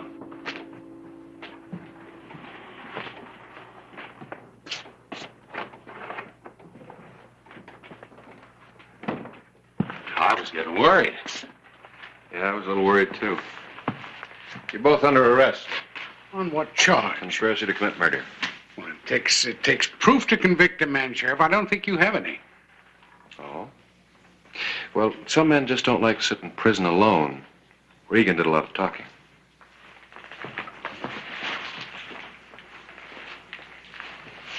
Brad?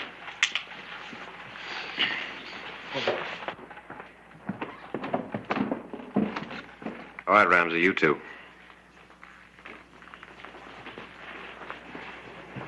You are Martin Connors, aren't you? Why did you want to have me killed? Well, I was afraid you'd recognize me. As far as I'm concerned, you'd paid for your crime. You went to prison. I had no reason to expose you. You mean you didn't know I'd escaped? We do now.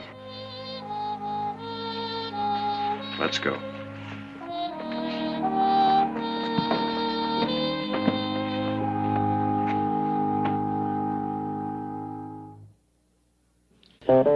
Whistle me up a memory, whistle me back where I wanna be, whistle a tune that'll carry me to Tombstone territory. If your past has run afoul of the law, it's a handy place to be, 'cause your future's just as good as your draw in Tombstone territory. Whistle me up a memory to Tombstone territory.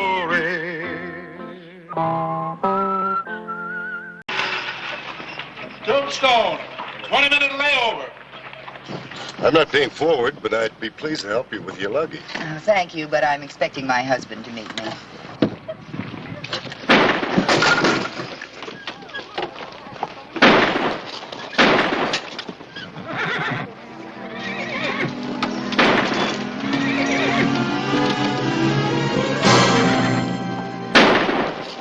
My word. It's quite a rough town, isn't it? Oh, I'm sorry, Captain. Here's your case. Thank you.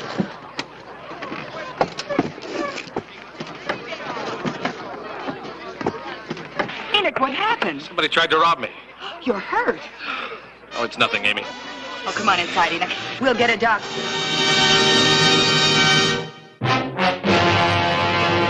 An actual account from the pages of my newspaper, the Tombstone Epitaph. This is the way it happened. In the town too tough to die. Tombstone territory.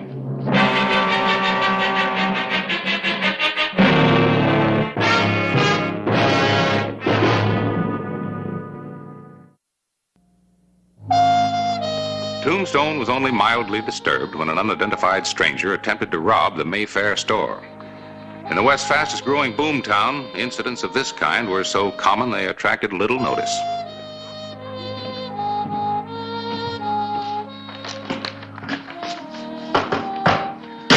Oh, Clay. Anything interesting over at Benson? No, delivered my prisoner. How's it been around here? Oh, real quiet day. Well, I heard there was some shooting. Oh, somebody tried to rob Enoch Ward's store this morning. Ward put the run on him. Nobody gets killed, so it's a quiet day. Well, it was loud for a while. Ward was in here raising Cain about lawlessness, and why didn't you do something about it? Oh, yeah, that sounds familiar. There was also an Army officer here looking for you.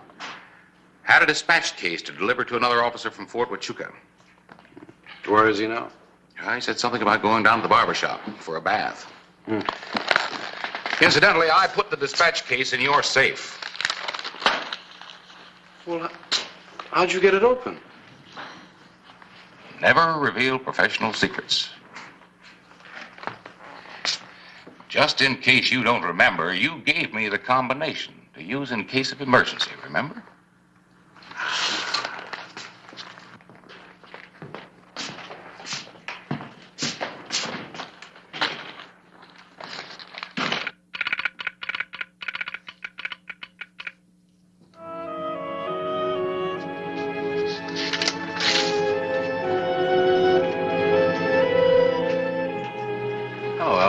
Here's a telegram for you from Fort Huachuca. Thank you.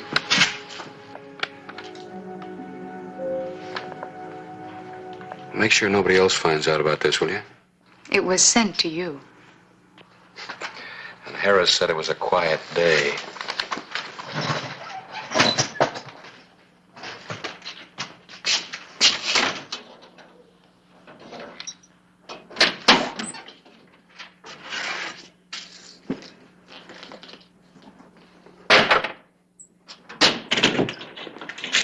Mr. Hollister? Yes? I'm Lieutenant Lowry, Fort Huachuca.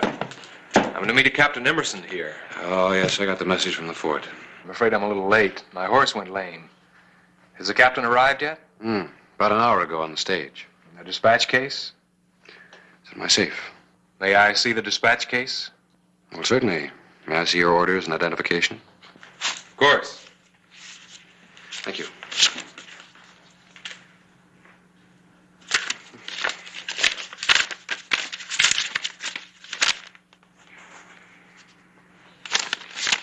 Thank you.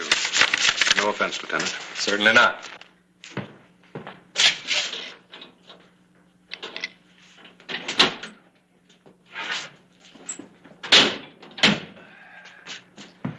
Here you are.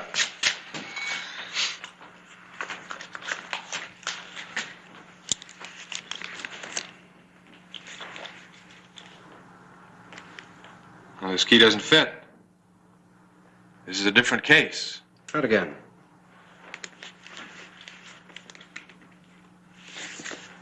Mr. Hollister, do you have something I can use to open this with? Oh, sure.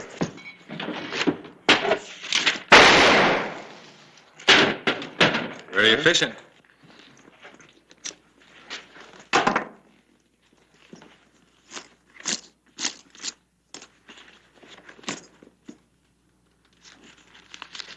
It's a newspaper.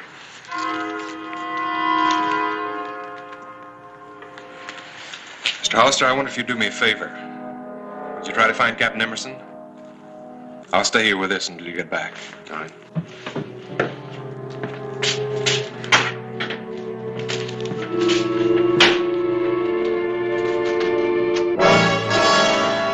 See what's in the case, don't you, Captain? It looks like old newspaper to me, Lieutenant. Does the captain know what was in it originally? I merely had my orders to deliver the case, Lieutenant, exactly as you had your orders to receive the case. If you'll pardon me, sir, it seems strange they didn't let you know you were carrying $30,000. $30,000? Consigned to the paymaster at Fort Huachuca. I had no knowledge of this, Lieutenant.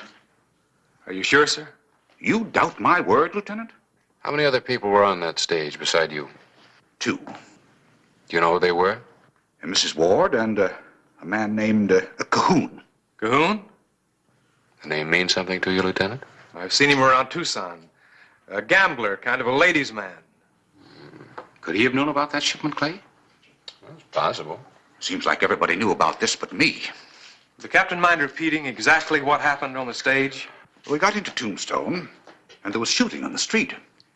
Mr. Cahoon got up to see, stumbled, and fell into me, then got out and ran across the street. Then I followed him to the sheriff's office to meet you, Lieutenant. And you were late. Oh, that's right. I was here. I put the dispatch case in the safe myself. Well, surely you gentlemen don't think I stole the money. Sir, $30,000 is an awful lot of money. Especially for a man who's over age and grade and planning on retirement. It's true, Lieutenant. I was thinking of retirement after this tour of duty. I was planning on getting a ranch of my own. I request that you hold the captain in custody, Mr. Hollister, until I can get further orders from the fort. Sorry, sir.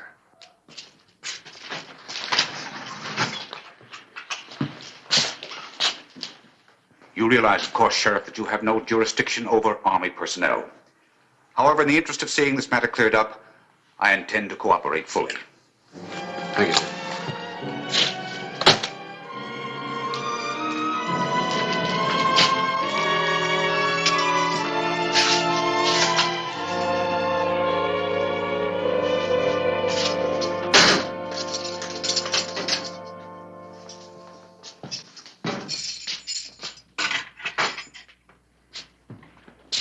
You really think he did it, Clay? I don't know, but if he did, he's going to spend a lot more time in the Army without pay. So listen, I'll be back. Why don't you hang around? Yeah, nothing else to do. If I'm not here when you return, I'll be in my office. Along with a combination to your safe.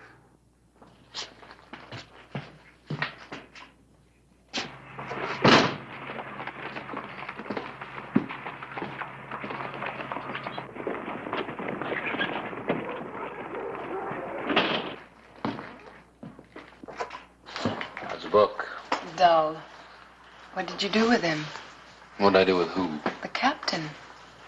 Lieutenant Laura just came in to telegraph the fort. I put him in jail. He didn't do it. And just how do you know that he didn't do it? Woman's intuition. I wish you'd use a little more of that woman's intuition and tell me who did. I'm thinking on it. Ellen, what do you know about Amy Ward? She likes good clothes. She'd like to be the queen bee of the town, except they can't afford it. Her husband's older than she is, and he's jealous, if that's of any interest to you. What else would you like to know? No, that'll do for now. When you finish it, let me know how it comes out. I already know. I read the last chapter first.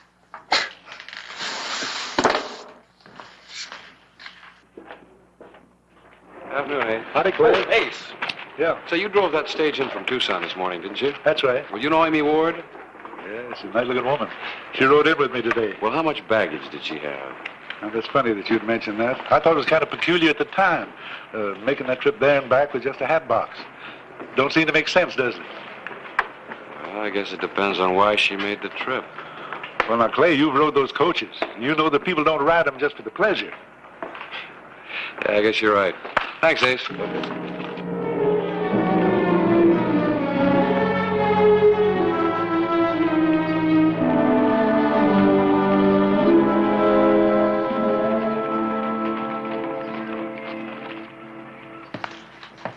Mr. Ward? Afternoon. Oh, good afternoon, Mr. Hollister. Something in crepe de chine? Oh, not today, thank you, Miss Ward. Well, maybe you're in the wrong department. Yeah, it could be that. Well, if you will tell me what you want, I'll be very happy to help you. You were on that Tucson stage this morning. Amy, time to close up. I understand you had a little bit of trouble. You're a little late with your investigation, aren't you, Sheriff? Yes, ma'am. And why don't you go out and catch the one who did it and stop bothering us? That wasn't what Mr. Hollister wanted, Enoch. Well, what does he want then? I'm not really sure. You wanted to know whether I was on the Tucson stage this morning? I was. What is all this nonsense? Please, Enoch, if we can be of any help. Would you mind telling me why you went to Tucson? To do some shopping, I bought a hat. How many other people were on the stage? Oh, come along, Amy. Just a moment, Enoch. There were 2 other passengers besides myself, a Mr. Cahoon and a cavalry captain. And nobody else got on or off? No, Was the captain carrying a dispatch case? I didn't notice. Look here, why are you bothering my wife with all these questions? Because $30,000 was lifted from that stage. Army payroll. How terrible. Yes, captain thought so. What has all this got to do with Mrs. Ward? She was on the stage. I think you'd better leave, Hollister. If you have no specific charge to bring against my wife, get out. Mr. Ward, there's no reason getting yourself all upset. Or do you have a reason? If you think I'm going to stand idly by while you accuse my wife of thievery... I'm not accusing anybody. Incidentally, I'd be careful of that. It could be dangerous if you don't know how to use it. It might surprise you to know that I'm considered an expert marksman. Well, no, that doesn't surprise me at all. Man might have to shoot real good. Miss a big close-up target 5 times. That man that tried to rob your store?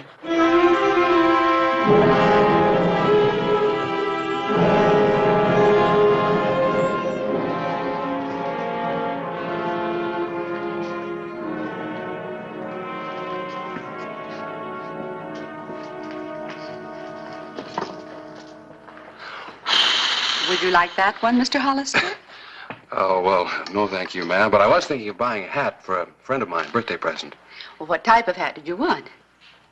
Oh, well, I don't know. I never bought a hat before. But I always have admired Mrs. Amy Ward's taste. What kind of hat would she buy? Just a minute.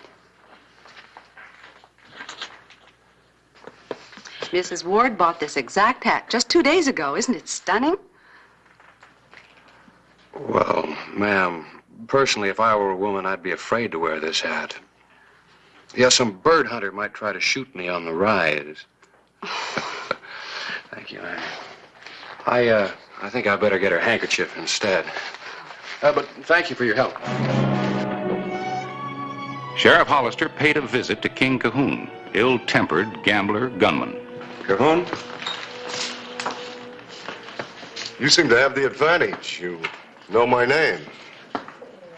I don't know yours, and you're standing behind me. I haven't got a gun on you, if that's what you mean, and the name's Clay Hollister. What do you want? I'd like to have a little talk with you. What about? I'd just like to say hello to Tombstone's new citizen. I've got no business with you, Sheriff. Mr. Cahoon, you can make it hard on both of us, or you can make it easy on yourself.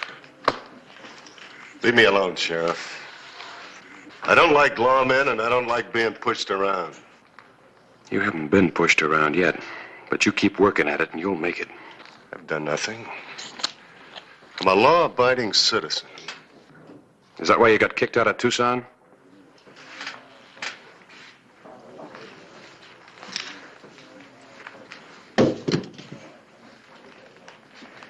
I said you could make it easy on yourself. I like it the hard way. All right. That's just the way you'll get it.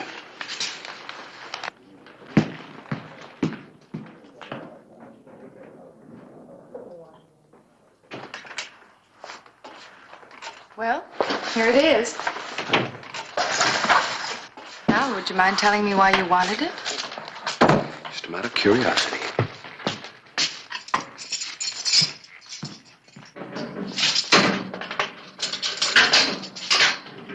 Captain? Orders for release? No, sir, not yet. This way, please.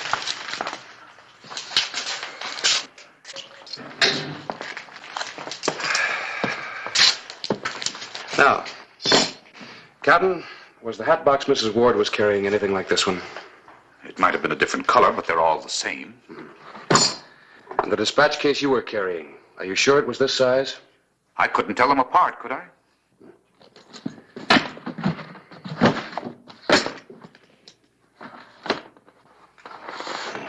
Now you know why I wanted the hat box. Captain, you can go back to your cell. I've got an idea you won't be there too long.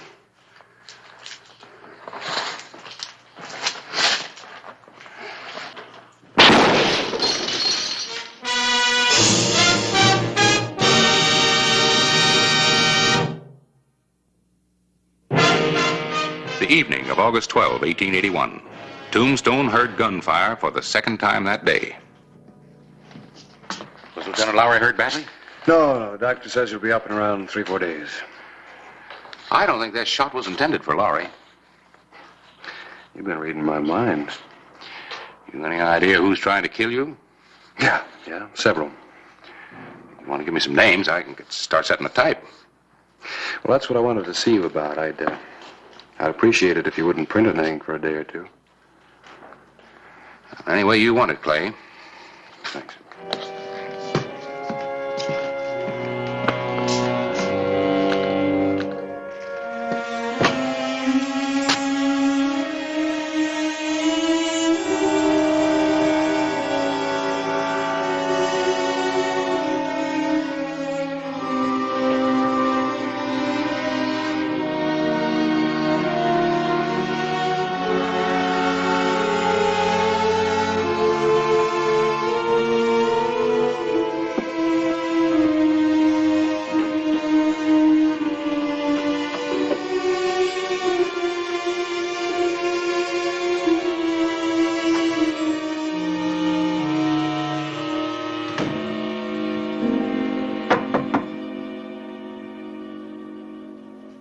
Early, I'm not...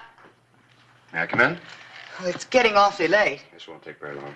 Well, if you've come to talk to my husband, Mr. Hollister, he's not at home. He's in Benson on a business matter. No, I don't want to talk to Mr. Ward. I want to talk to you. Thank you. You're leaving town.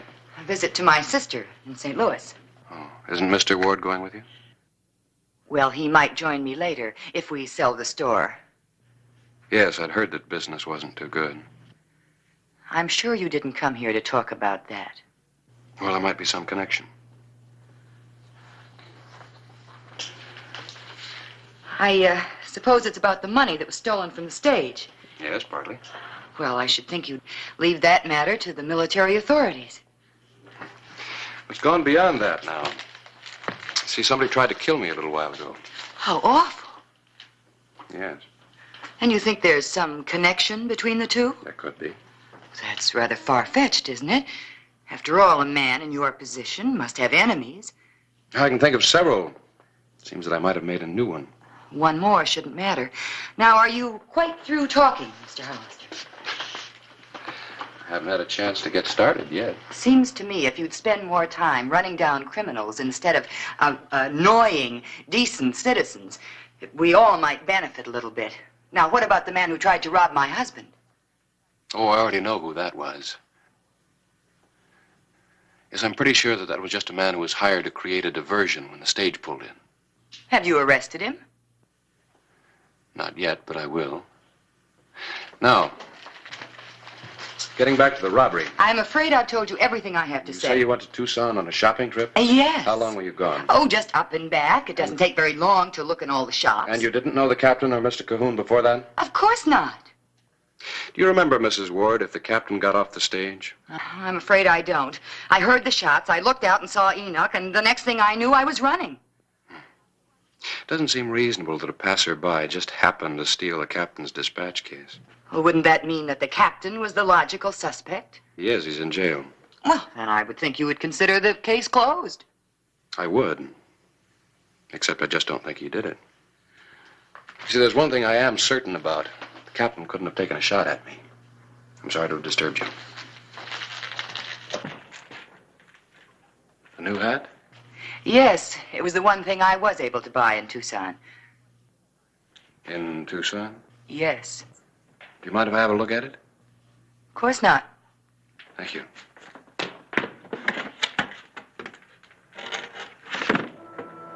Pretty, isn't it? Yes, very. Well, are you satisfied, Mr. Hollister? Yes. You see, I know you got that hat here in town. When you left Tucson, that case was empty. Where's the money, Mrs. Ward? Curiosity can be a dangerous thing, Mr. Hollister. Get his gun, King. I knew I should have thrown you out of town this afternoon. Over against the wall. I'm finished packing, Amy. I have a carriage waiting. I wouldn't want to disturb the neighbors. Enid, what are you doing here? I thought you were in Benson. I changed my mind. What's going on here, Amy? It's pretty plain, isn't it? They're running out on you. Don't listen to him, Enid. We were going to pick you up in Benson. I don't believe you, Amy. You're the one who thought up this trip. No, Enid, no. Now I know why you spent all that time in Tucson. All right. What about it? Only this.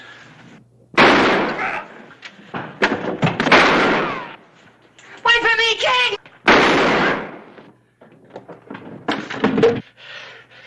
Sheriff! I told you not to push me too far.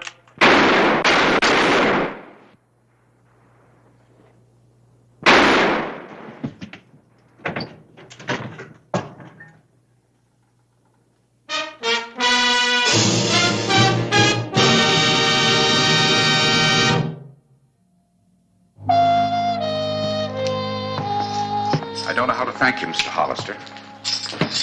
Captain, you have yourself to thank. You see, we all believed in you. You might give my regards to Mr. and Mrs. Ward. Oh, well, I rarely get up to Yuma Prison on visiting days. I guess I can hardly blame the Army for not telling me about the money. I'm afraid they've always thought of me as a book officer. They weren't sure how I'd stand up under fire. You stood up real good. You still going to resign, start that ranch? Yes, sir. Chickens? Horses. I'm going to sell them to the Army.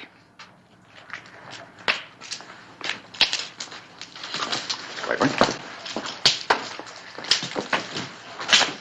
Well, Ward's had it planned very well. Yeah. Enoch starting to shoot just when that stage arrived. Mm-hmm. They would have gotten away with it, too, if Mrs. Ward hadn't have bought that hat. Well, looks like another unexciting day.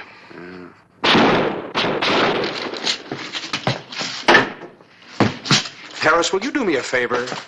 Never say that again.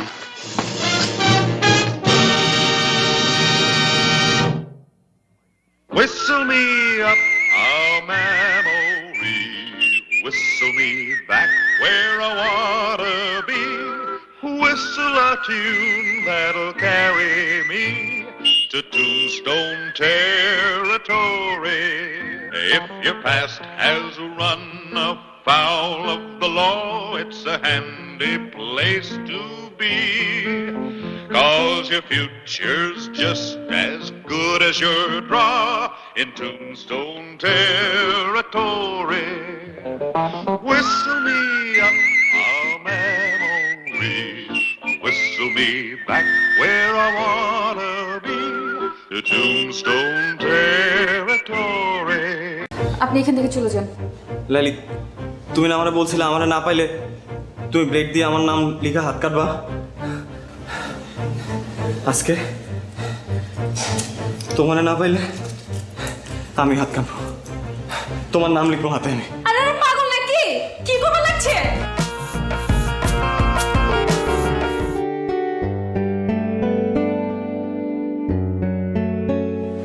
Laili, তোমার সাথে একটু কথা ছিল। আপনার সাথে কোনো কথা বলবেন না। হাই লাইলি। লাইলি প্লিজ, এক মিনিট। আপনি বুঝতেছেন না কেন ভাইয়া? বলছি না ও কথা বলবে না। 2 দিন পর ওর বিয়ে, ওর মতো থাকতে দেন। লাইলি, আমার ভুল হয়েছে, আমি আমার ভুল বুঝতে পারছি। দেখো, গত কয়েকদিন ধরে আমি কিচ্ছু করতে পারছি না, পারতেছি ঘুমাইতে, না পারতেছি কিছু করতে। আমি তোমার সাথে অনেকবার দেখা করতে চাইছি, আমি পারি নাই, আমাকে দেখা করতে দেয়া হয় নাই। আমি তোমাকে ভালোবাসি লাইলি। আপনি হাঁচে আমার ভালোবাসেন? নিজের থেকেও বেশি। তাহলে আমি যা কমু তা শুনবেন? অবশ্যই। কি করতে হবে বলো? আপনি আমার পিছন পিছন ঘোরা বন্ধ করে দেবেন। লাইলি কি বলতেছে এসব? আপনি তো আমারে কইছেন আমি আমার ইজ্জত খোয়াইছি, লগে আমার পরিবারের ইজ্জতও খোয়াইছি। আমার আব্বাই ছেলে পক্ষের কথা দিয়ে দিচ্ছে। আব্বারে তো আর ছোট করুন না, নিজেরে যথেষ্ট ছোট করছি। আব্বার ইজ্জতে কোনো দাগ দেব না।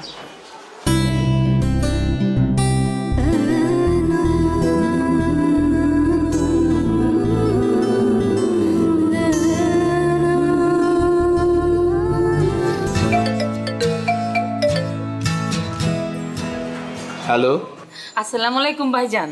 ওয়ালাইকুম আসসালাম। আমি নীলের আম্মা কইতাছি। আপা আমি জানি আপনি কি কইবেন, আমার কিছু করার নাই। আমি লাইলিরে জিগাইয়া সবকিছু ঠিক করছি। ভাইজান কইতেছিলাম কি, আপনি লাইলির বাবা, দিন শেষে আপনার মেয়ে সুখটা আপনার কাছে বড়। কিন্তু ভাইজান লাইলি আমার পোলাটারে ভালোবাসে, আমার পোলাটাও লাইলিরে ভালোবাসে। কিন্তু আপনি যদি লাইলির অন্যখানে বিয়া শাদী দিয়ে দেন তাইলে তো ওরা কেউই সুখী হইব না। আপা আপনি কি আমারে বাংলা সিনেমা চৌধুরী সাহেব মনে করছেন? হাত পা বাইন্দা আমি আমার মায়ের বিয়া দিতেছি? আমি যা কিছু করছি ওরে জিগাই করছি। ভাই সাহেব, আমার ছেলেটা লালিরে সত্যিই খুব ভালোবাসে। আপনি দেখেন আমার পোলাটা আপনার মেয়েরা অনেক সুখে রাখবো। আপনি যদি লাস্টে একবার যদি ভাইবা দেখতেন। আপা আমি অনেক ব্যস্ত, এখন রাখি। আপনি আমার মাইয়াটার জন্য দোয়া করেন, আমি আপনার পোলার জন্য দোয়া করি। আল্লাহ হাফেজ।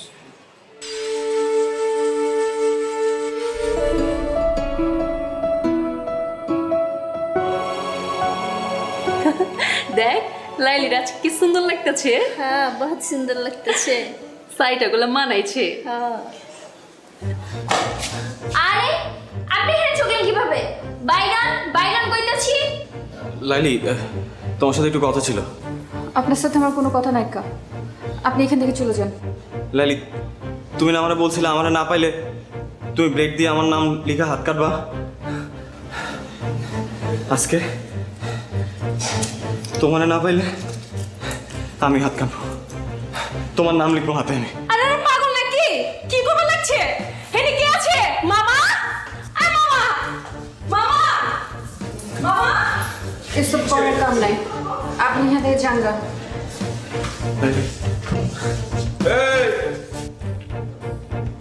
এই চাংরা পোলা, এত ড্রামা শুরু করছো কে? পুলিশ ডাকো। আপনি যারে খুশি তারে ডাকেন মামা, আমি লাইলির সাথে বাঁচবো না।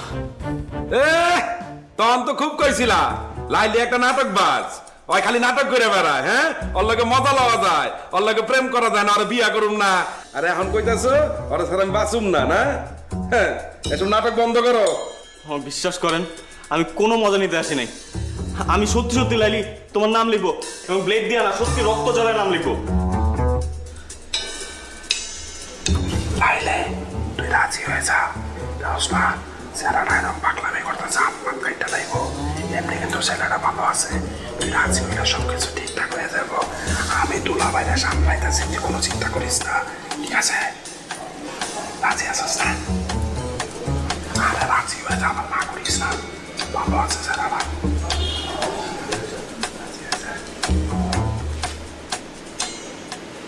লাইলি আমি দিলাম কিন্তু, দিলাম কিন্তু।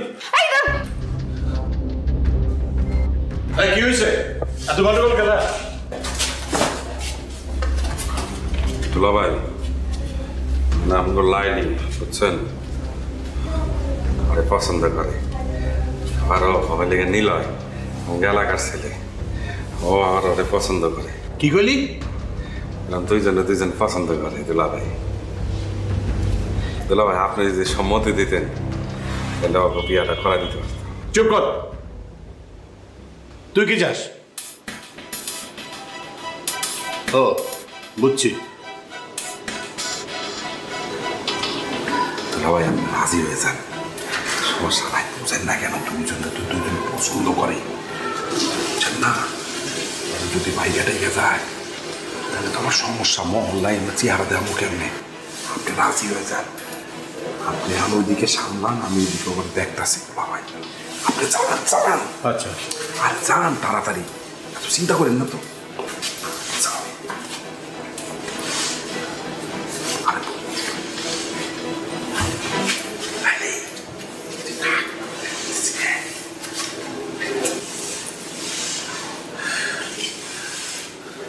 হ্যাঁ কও নাইলে কিন্তু কাটুন হ্যাঁ কও সমস্যা কি তোমার শেষ পর্যন্ত তুমি ঘুড়ি মাস্টার দেড় লাইলের কাছে ধরা পড়লা হ গুড়ি মাস্টার ব্লেড লাইলের কাছে হাইরে গেছে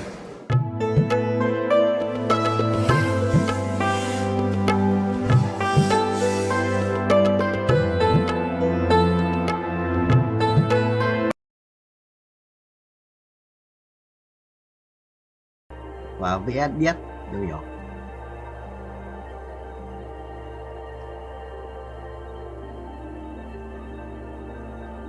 Được mà nó cũng chuẩn chỉ chứ. Cái khổng lồ ấy. Chỉ lấy một cái đéo này nhét lên cái khổng lồ vậy thì sao? Vinh trên đây không nhặt trước lần nữa. Hello guys. Tao chắc sẽ chinh choang chưa? Mới từ Trung Quốc ra này. Mày có thằng điên xin ở Pripyat, mày có thích Pripyat không? Bán hàng con lợn này 34 tỷ nhỉ? Bay đến 80 triệu 80 đồng yes bay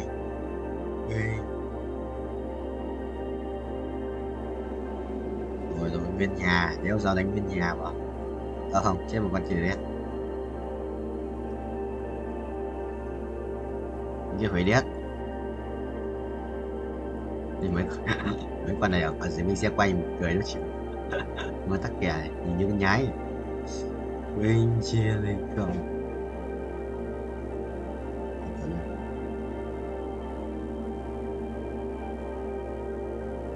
nó vậy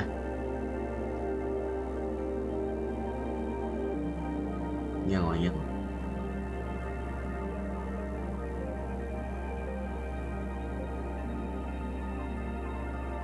ai đánh bộ ở đâu đúng không vậy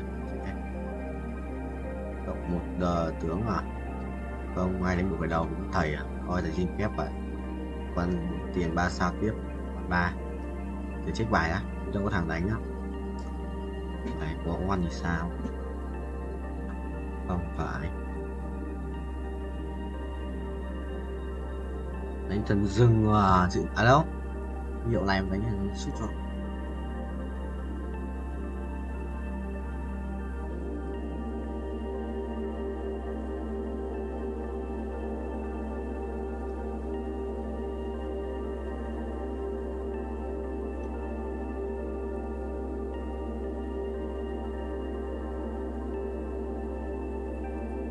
à Vinh Chi lên bay rồi 35 của 35 của 35.000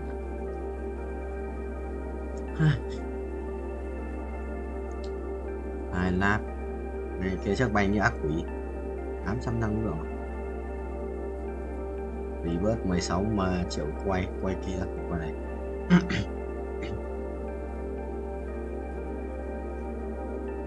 $16 triệu rồi à? Và từ từ thế tiếp về kia một lap một để vớt này và 230 của phù thủy là Israeli আগ্রাসন বহু মায়ের বুক খালি করেছে রেহাই পায়নি সদ্যজাত শিশুও চলমান সহিংসতায় প্রায় অর্ধশত শিশুর ঠিকানা হয়েছে কবর হাসপাতালগুলোর দৃশ্য আরো মর্মান্তিক মৃত্যুর মিছিল দীর্ঘ হতে থাকায় স্বজনহারাদের আহাজারিতে ভারী হয়ে উঠেছে বাতাস আর আহতদের মধ্যে মৃত্যুর সঙ্গে লড়াই করছেন যারা তাদের আর কি বেরহম নির্লজ্জ বেহায়া জালেমগুলো হাসপাতাল পর্যন্ত রেহাই দিচ্ছে না কিছুই করার নাই গো কাকা কিচ্ছু করার নাই কি আর করার থাকবো কন দুর্বলের মায়ের খাওয়াটাই নিয়তি দুর্বলের পাশে কেউ থাকে না গো কাকা হ্যাঁ ফজলে মিয়া ভালোই বলছো তুমি দেখো না সারা বিশ্ব কেমন একদম চুপচাপ নিশ্চুপ হয়ে আছে সবই সার্থক কাকা, যে যার ধান্দায় আছে।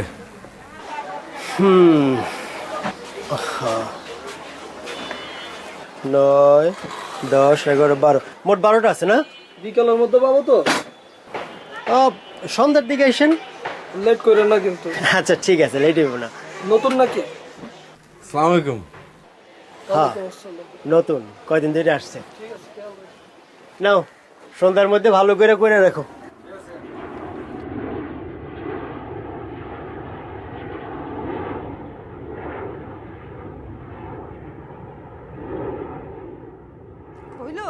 হ্যাঁ তাড়াতাড়ি আসো, বইসা আছে তোমার জন্য। আইতেছি। কি রে বাপ, খিদা লাগলে খায়া ফেলবি, আমার লাগে বয়া থাকবি না। কত কথা শুনে।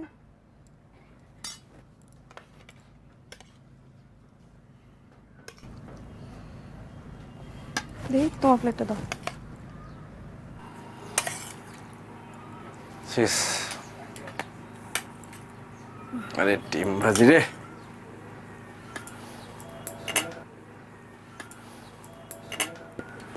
তুমি নিলে না? আমি পরে খাবো। পরে আর কি খাবা? আমি সবজি দিয়ে খাবো না, আমি ডিম দিয়ে খাবো। কেন বাপ, সবজি খাবি না কেন? সবজি না খাইলে বড় হবি না, বুদ্ধি হইব না। হ্যাঁ কর, মুখ খুলে না দেখছো?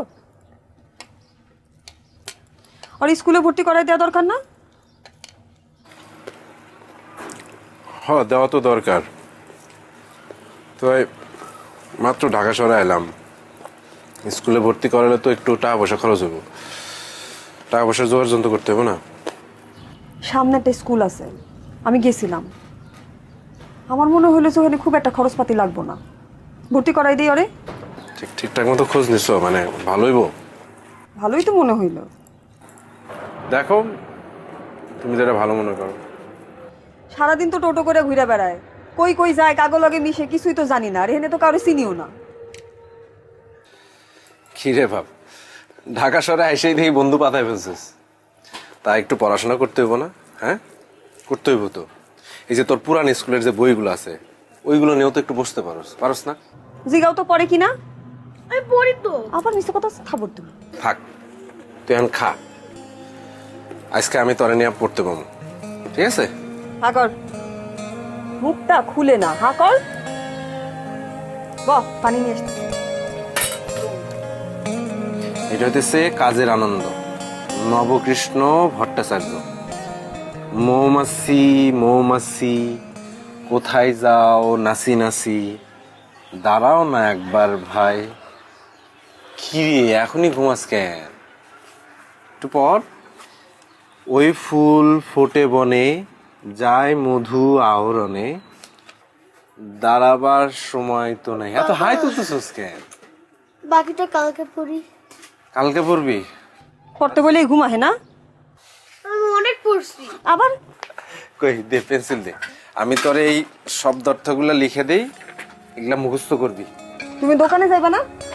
যাবো তো, আর একটু এগুলা দেখা দিয়ে যাই, এগুলা তোর বাসার কাজ, ঠিক আছে? এগুলো মুখস্থ করবি। যে আহরণ মানে হইতেছে সংগ্রহ করা। আহরণ মানে কি? সংগ্রহ করা। সংগ্রহ করা। তারপরে হইছে Cũng đau vậy? Tao sửa cả mày đi anh chứ lắm. Đừng nhặt nhầm đồ, đừng nhặt nhầm đồ, đừng nhặt nhầm đồ, đừng nhặt nhầm đồ. Xong. Có rủ rồi này. Chả có nằm ở đây có ấn gì cả? Ấn gì ấy? Thần thoại ấn sử ra. Trốn không? Trốn khó. 4 trong củ đây. Vì có phần nữa là 531 củ. Tiền perfect. Perfect. Mini code 416 lap. Qua 400 lap rồi. Rồi.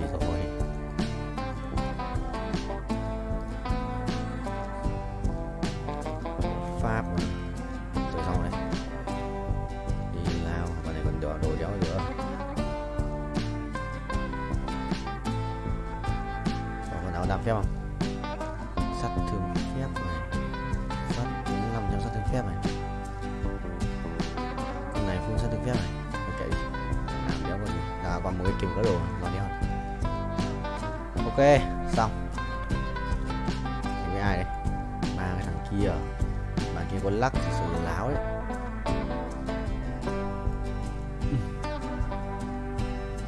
Bạn kia có quả lắc thì dấu dấu ấy. 500 củ rồi, thiếu 30 triệu nữa. Thiếu 26 triệu. Mốt nữa thì sẽ được là đủ tiền để trip bớt phân nữa. Lên 6.6 nha. 6.4 nhỉ, cái mất rồi. Nhưng mà là tầm 6 chấm hơn. Yes. Mãi A2 nữa là xong. A2 nữa là xong game. Ui đi. Hỏng ấy, hỏng ấy. Hỏng đấy. Ui tí cút đánh bóng ạ. Bóng thằng nào ấy. Hộ cái đi. Thằng bốc lửa. Gì tí thua. Chi mình cầm bóng nó tí cút.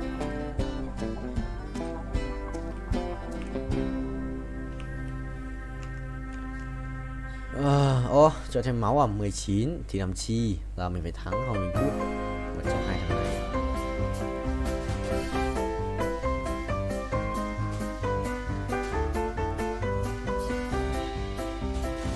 Được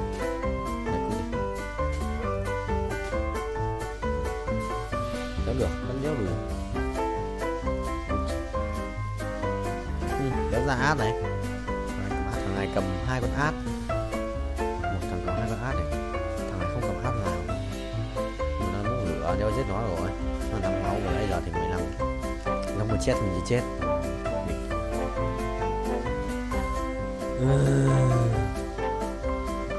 Cái thằng ngoài con lắc ba bắn phát trước rồi, con át một chắc cút. Nó cầm át rồi, nhưng mà nhớ thằng át nhở, cũng mất 4 con mà.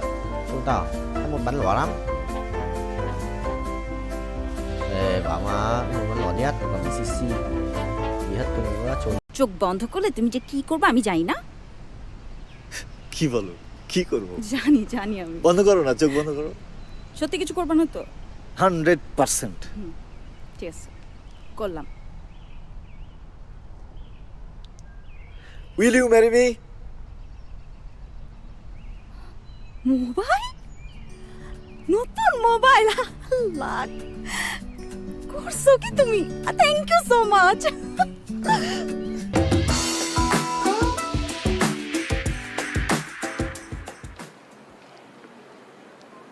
কে? Sir courier. দাঁড়াও।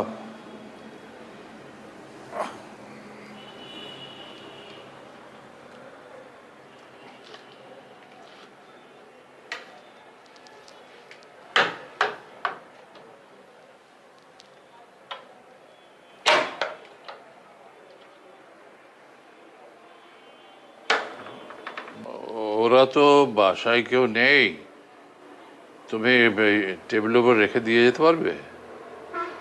জি জি sir, অবশ্যই sir.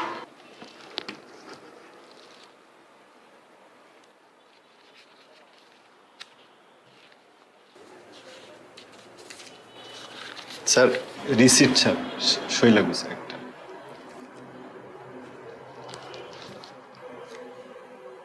কলম দাও, কলম। Sir bike থেকে নামার পরে sir কলমটা খুঁজে পাচ্ছি না স্যার। স্যার একটা কলম হবে?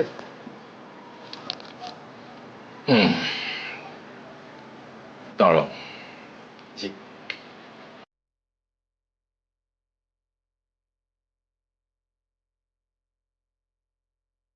যেহেতু আমার লোন দেওয়ার মতো লোকের অভাব, তাই আমি প্রথম পদ্ধতিটাই বেছে নিলাম। নিজের জন্য নয়, এই জীবনে প্রথম আমি চুরি করলাম। যে আমার মন চুরি করেছে তার জন্য, মালার জন্য।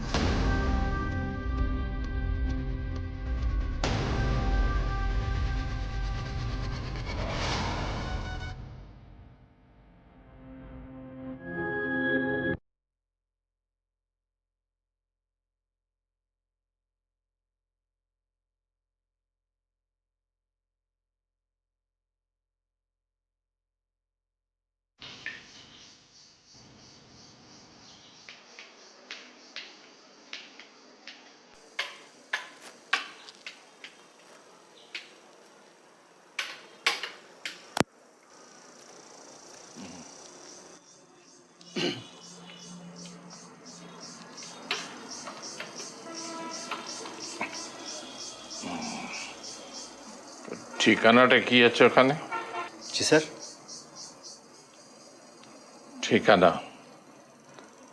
স্যার আলেকজান্দ্রিয়া, ইজিপ্ট, মিশর থেকে আসছে স্যার। ও মিশর।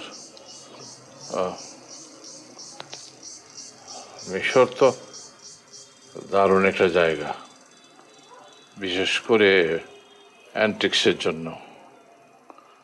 মানে আমি যতবার গেছি মিশরে ততবারই আমি কিছু না কিছু নিয়ে এসছি সেখান থেকে।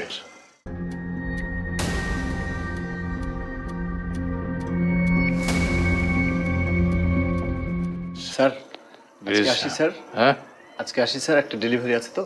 ও আচ্ছা, এসো।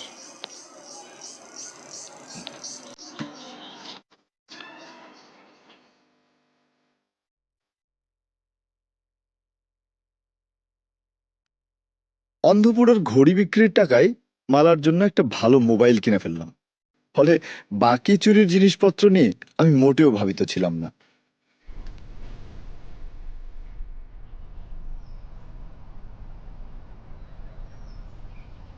মালা, আজকেও দেরি করে আসছো, প্রত্যেক দিন তুমি দেরি করো, কি সমস্যা তোমার? তুমি না বলো যে আমার মধ্যে একটা নায়ক নায়ক ভাব? দেখো না সিনেমায় নায়ক দেরি করে ফেলে, নায়িকা অপেক্ষা করে থাকে। আচ্ছা সরি সরি সরি সরি। মন খারাপ করো কেন? তোমার জন্য একটা জিনিস আনছি, বলো কি আনছি। কি জিনিস দাও? কি আনছো দাও না। না না না, তুমি একটু চিন্তা করে দেখো কি আনছি। এত চিন্তা করতে পারবো না তো। বলো, মাথাটা একটু খাটাও। আরে কি ঘোড়া ডিম নিয়ে আসছো, দাও না দাও। আচ্ছা তাহলে চোখ বন্ধ করো। চোখ বন্ধ করলে তুমি যে কি করবে আমি জানি না। কি বলো, কি করবো? জানি জানি আমি। বন্ধ করো না, চোখ বন্ধ করো। সত্যি কিছু করবে না তো? 100%। ঠিক আছে, করলাম। Will you marry me? Mobile, নতুন মোবাইল, লাখ করছো কি তুমি? Thank you so much. আমার একটা ফোন কি দরকার ছিল জান, তুমি এটা কি করছো? দাও দাও দাও। ভালো হয়েছে না? ভালো হয়েছে না? দেখো, বলছিলাম না তোমার, কথা দিছিলাম না, ছবি তুলে দেখো। হ্যাঁ ছবি তো তুলবই, দাঁড়াও। নতুন মোবাইলের প্রথম ছবি তোমার সাথে। আসো।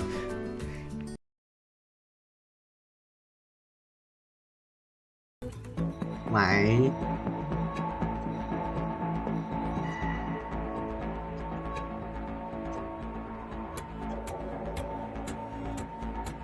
Mày biết kiểu gì hả? Tôi biết kiểu sự bình chilling ấy. Kia na cầm kiếm này. À cái đai máu này. Kia na cầm kiếm này. Rồi. Mày hỏi đâu, thằng lấy rồi. Chuẩn không? Chuẩn không?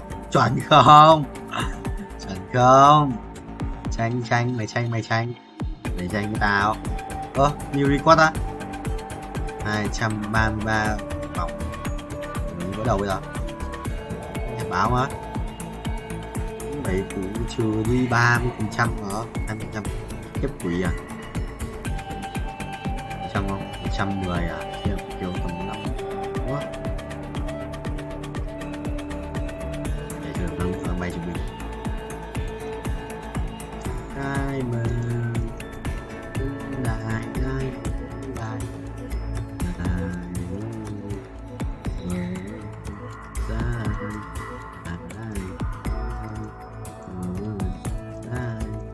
ai mày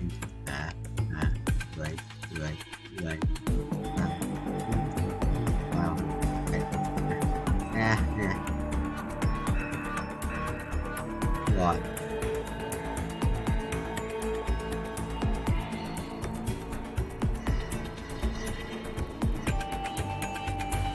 cuối cùng tại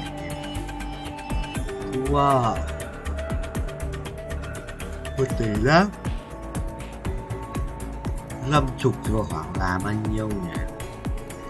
2 thì cũng rưỡi à? 5 thì bỏ 250.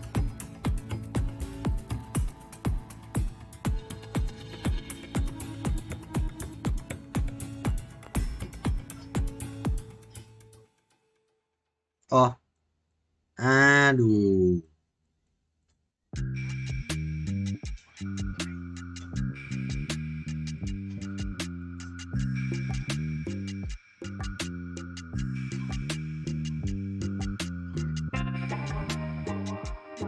Mày được không?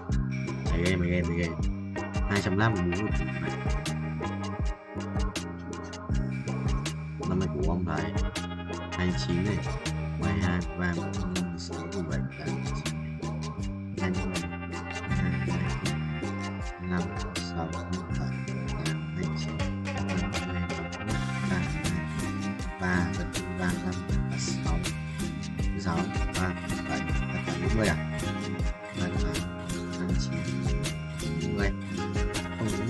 98 à? Ai, 98 ai? Phải bay một phân rồi.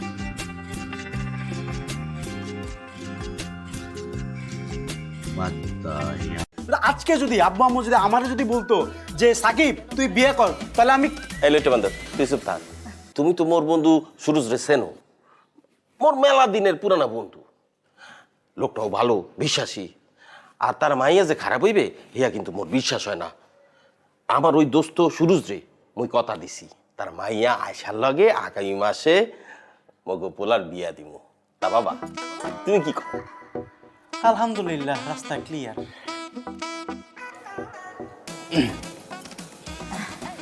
তোর বাবার একটু মাথা মোটা হইলে তাতে কি হয়েছে? কথাটা কিন্তু খুব একটা খারাপ করেনি, তাই না? ভালো একটা ডিসিশন নিছে। এই হ্যাঁ বেটা ওই যাও কই? আরে বেটা বহ যাও কই? বয় বাবা বয় রাখি। মাথাটা ঠান্ডা করে বয় না, কথা বলতেছি, কথাগুলি একটু শুন। আচ্ছা আব্বু আম্মু মন থেকে খুশিতে তোরে বিয়ে করাইতে চাইতেছে, মানে তোর মতো বলদ আমি আমার দুনিয়াতে দেখিনি। তুই যেখানে রাজি হবি সে জায়গার মধ্যে তুই উল্টার মোসামুসি করতেছিস। আজকে যদি আব্বু আম্মু যদি আমারে যদি বলতো যে সাকিব তুই বিয়ে কর তাহলে আমি এই লেটে বান্ধব তুই চুপ থাক। বাজান মোসরামুসরি কইরা কোনো লাভ হইবে না। বিয়া কোনো অপরাধের কাম না। শুনো পোলাপান যখন বড় হয় বাবা মার দায়িত্ব পোলাপান করে উত্তম জায়গায় বিয়ে দেওয়া। আমার জানা মতো মাইয়াটা সুশীল ভদ্র, বিয়েটা হইয়া গেলে তখন বুঝবা, তখন আর তোমার অঙ্ক মুখস্থ করা লাগবে না। বাবার হোটেলে বইয়া ঠ্যাংয়ের উপর ঠ্যাং তুলা খাবা। অসুবিধা কি? অনেক অসুবিধা। আমি বিয়ে করবো না। আর তোমার বিয়ে দেওয়ার ইচ্ছা হলে তোমার ছোট ছেলের সাথে বিয়ে দাও। ওই যে আয়সানা কি নাম, ছোট ছেলের বিয়ে দিয়ে দাও তার সাথে। আমি পড়াশোনা করব, আমি পড়াশোনা করে পাশ করে আমি হায়ার স্টাডির জন্য ইউনিভার্সিটিতে, বিদেশের ইউনিভার্সিটিতে আমি পড়তে যাব। আমি বিয়ে করব না, আমি পড়াশোনা করব। বাজান দিল্লি বহু দূর, ওদিকে তুমি তাকাইও না, লাভ হইবে না। ওই মাইয়ারেই তোমার বিয়া করতে হইবে। ফোন নাম্বার নেও, কথা কও, দরকার পড়লে দুজনে দেখা সাক্ষাৎ করো, সিন পরিচয় হও। আগামী মাসের যে কোনো দিন তুমি কত মোর এককানি কথা।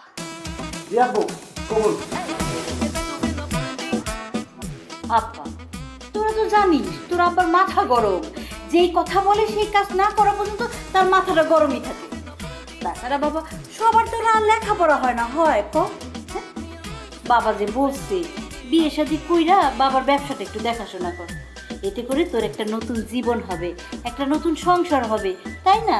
জীবনটা একদম পাল্টায়া যাবে, ঝরঝরা হয়ে যাবে, তাই না? আব্বা আমার কথা শুনতে হয়। হ্যাঁ বাজান, আমার ভবিষ্যৎ এমনিও ভালো, পড়াশোনা করলেই ভবিষ্যৎ ভালো হবে। তুমি যাও এখান থেকে, যাও, আমার মেজাজ একটু গরম হয়ে যাচ্ছে। যাও এখান থেকে যাও। তোর বাবার কথাটা একটু ভালো করে মনোযোগ দিয়ে চিন্তা কর। হ্যাঁ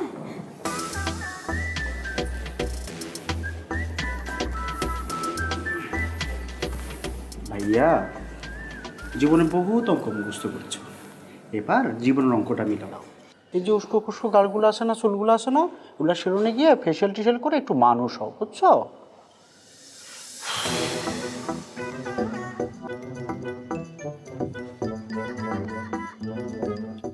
জুতাগুলো না ময়লা হয়ে গেছে, এগুলো ড্রাইওয়াশ করবো আমি। ড্রাইওয়াশ করবো।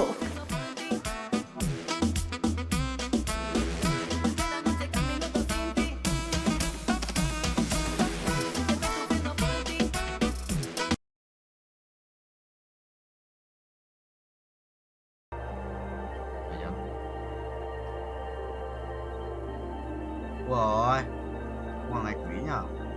Nè, số gắt à? Phải không? lúc nó thẳng ở đầu đấy. Qua đi con yêu cháu rồi, anh cần em qua đây. Sự hai làm một đại đất cần hai này cần đôi chặt đại đất hai độ xịn đôi chặt cần đôi ở sẽ phủ bay trời mèo bay bay lúc thế là có tiền nào 2% của ta này thành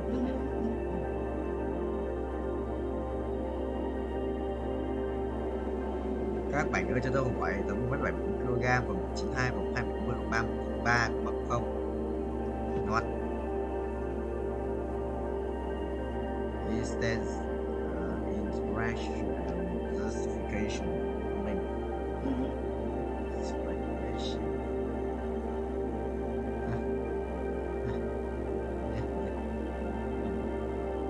đeo anh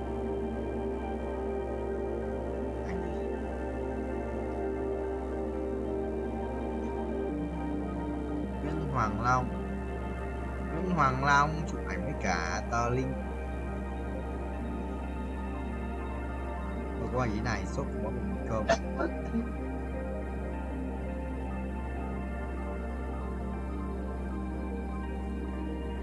Giật cơm.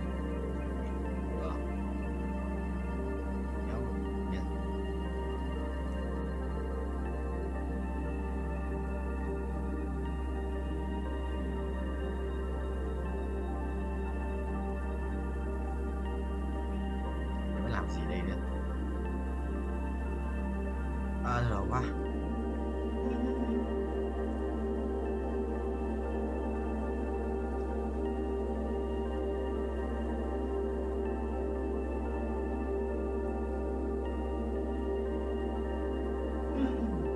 Gì thôi, chưa.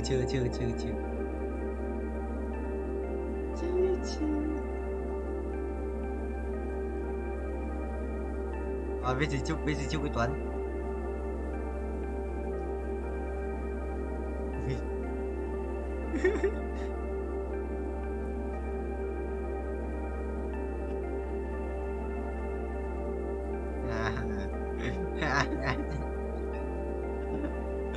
Tao bữa nay sẵn à, có ở Tuấn Bảo.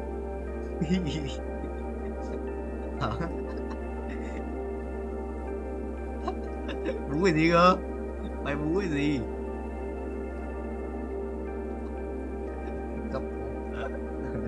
Tôi đọc á.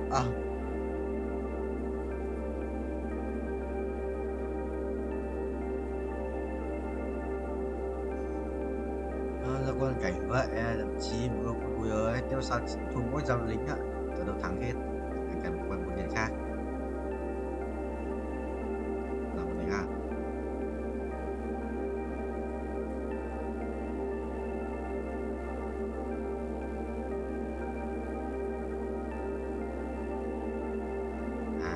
Quay góc làm việc đi, quay góc làm việc.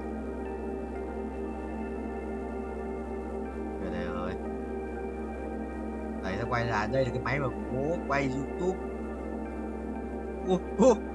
Bố quay đây là cái máy tao quay YouTube với cặp màn hình các kiểu giới thiệu hết như quảng cáo.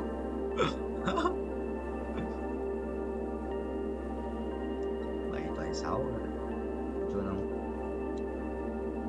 Nguyễn Nga đang tiếng Anh, Nga xong 2 nghề mà. Nó bảo là ở trong ấy rồi, ở ngoài trong season này quả nó cho mấy quả trứng này. Không, anh mở trứng nó xong rồi, mở trứng không biết tại sao xong rồi.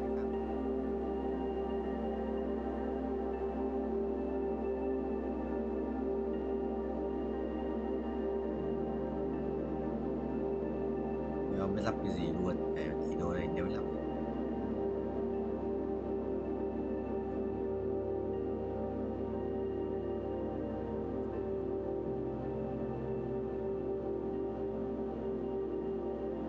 rồi là Tạ Nguyên Vũ một lúc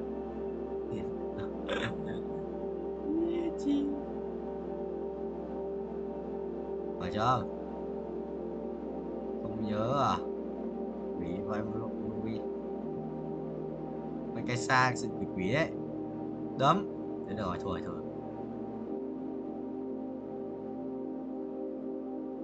Cho thầy bú với. Lâu quá.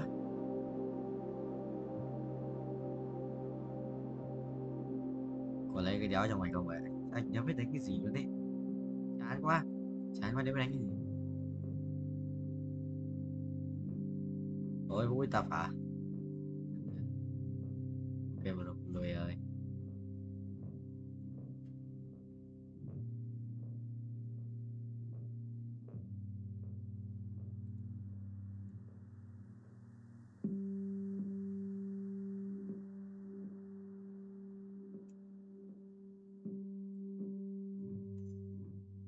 Sao ra ngoài đánh nhìn mày đi về thật giống quá. Check. Cho đánh đi về thật giống này, thôi cô xoay bài.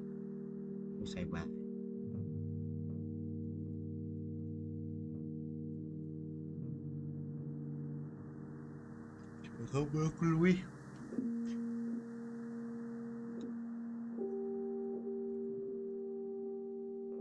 Tao đánh chán quá, người ta đây mới đánh cái gì, giờ ra con muốn tiền đánh con đấy mà.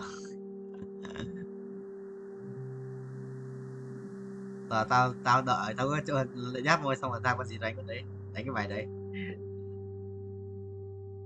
Đây, con của bài rồi đánh cái ấy luôn.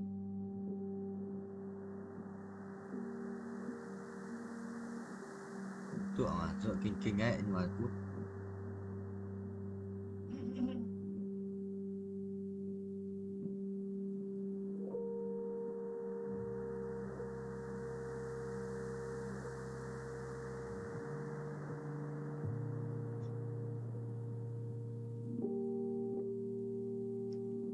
Ra cuối là lỗi huy hiệu thật dừng không.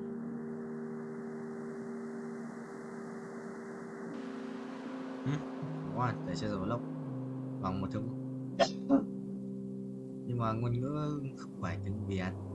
Mình đang nói cả về linh vật chiếu trừ chân lý, thực ra là đang nói ví dụ lốc mày không biết thôi.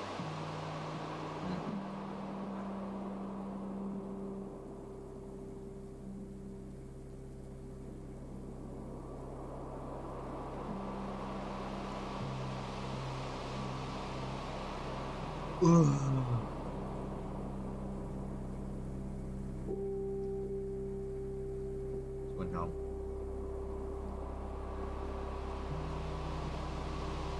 có cái mũ của thủy yếu nữa chịu rồi, được 2 chết. Cái thằng này quen nhỉ, chắc trước đây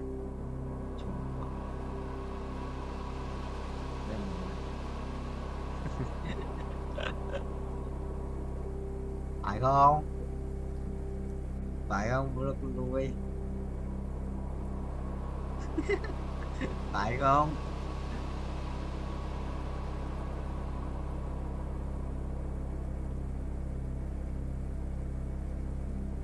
Kinh phải. Kinh lúc vậy chào. Thật ra thần dừng để xây bài ấy.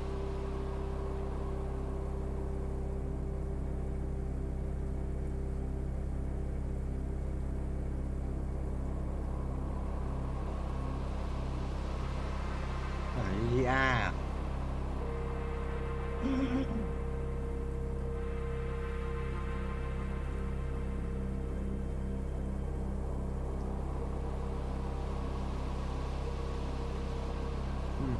Chuẩn không?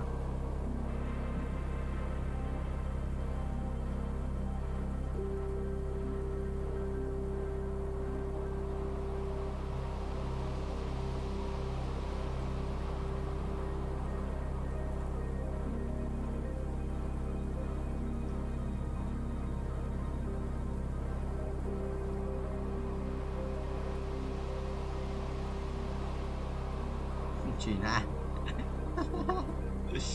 Ai không có chị na đâu à. Đi tù mày. Đi tù.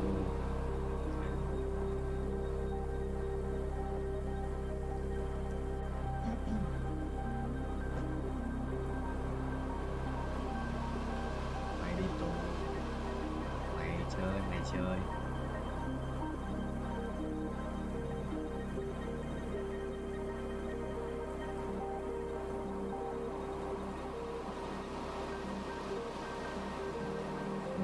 đâm mày đi tụi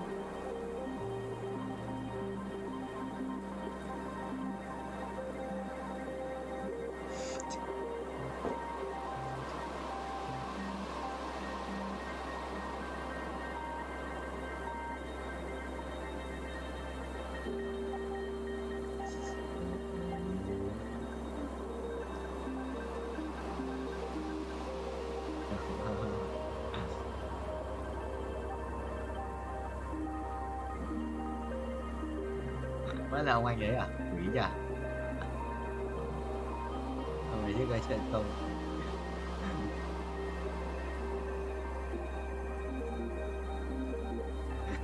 me thằng con me thằng con à chuẩn đấy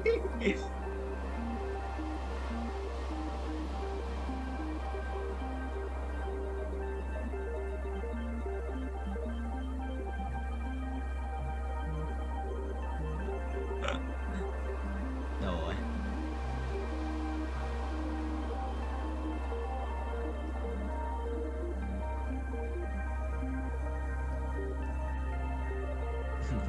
quanh à để cho nó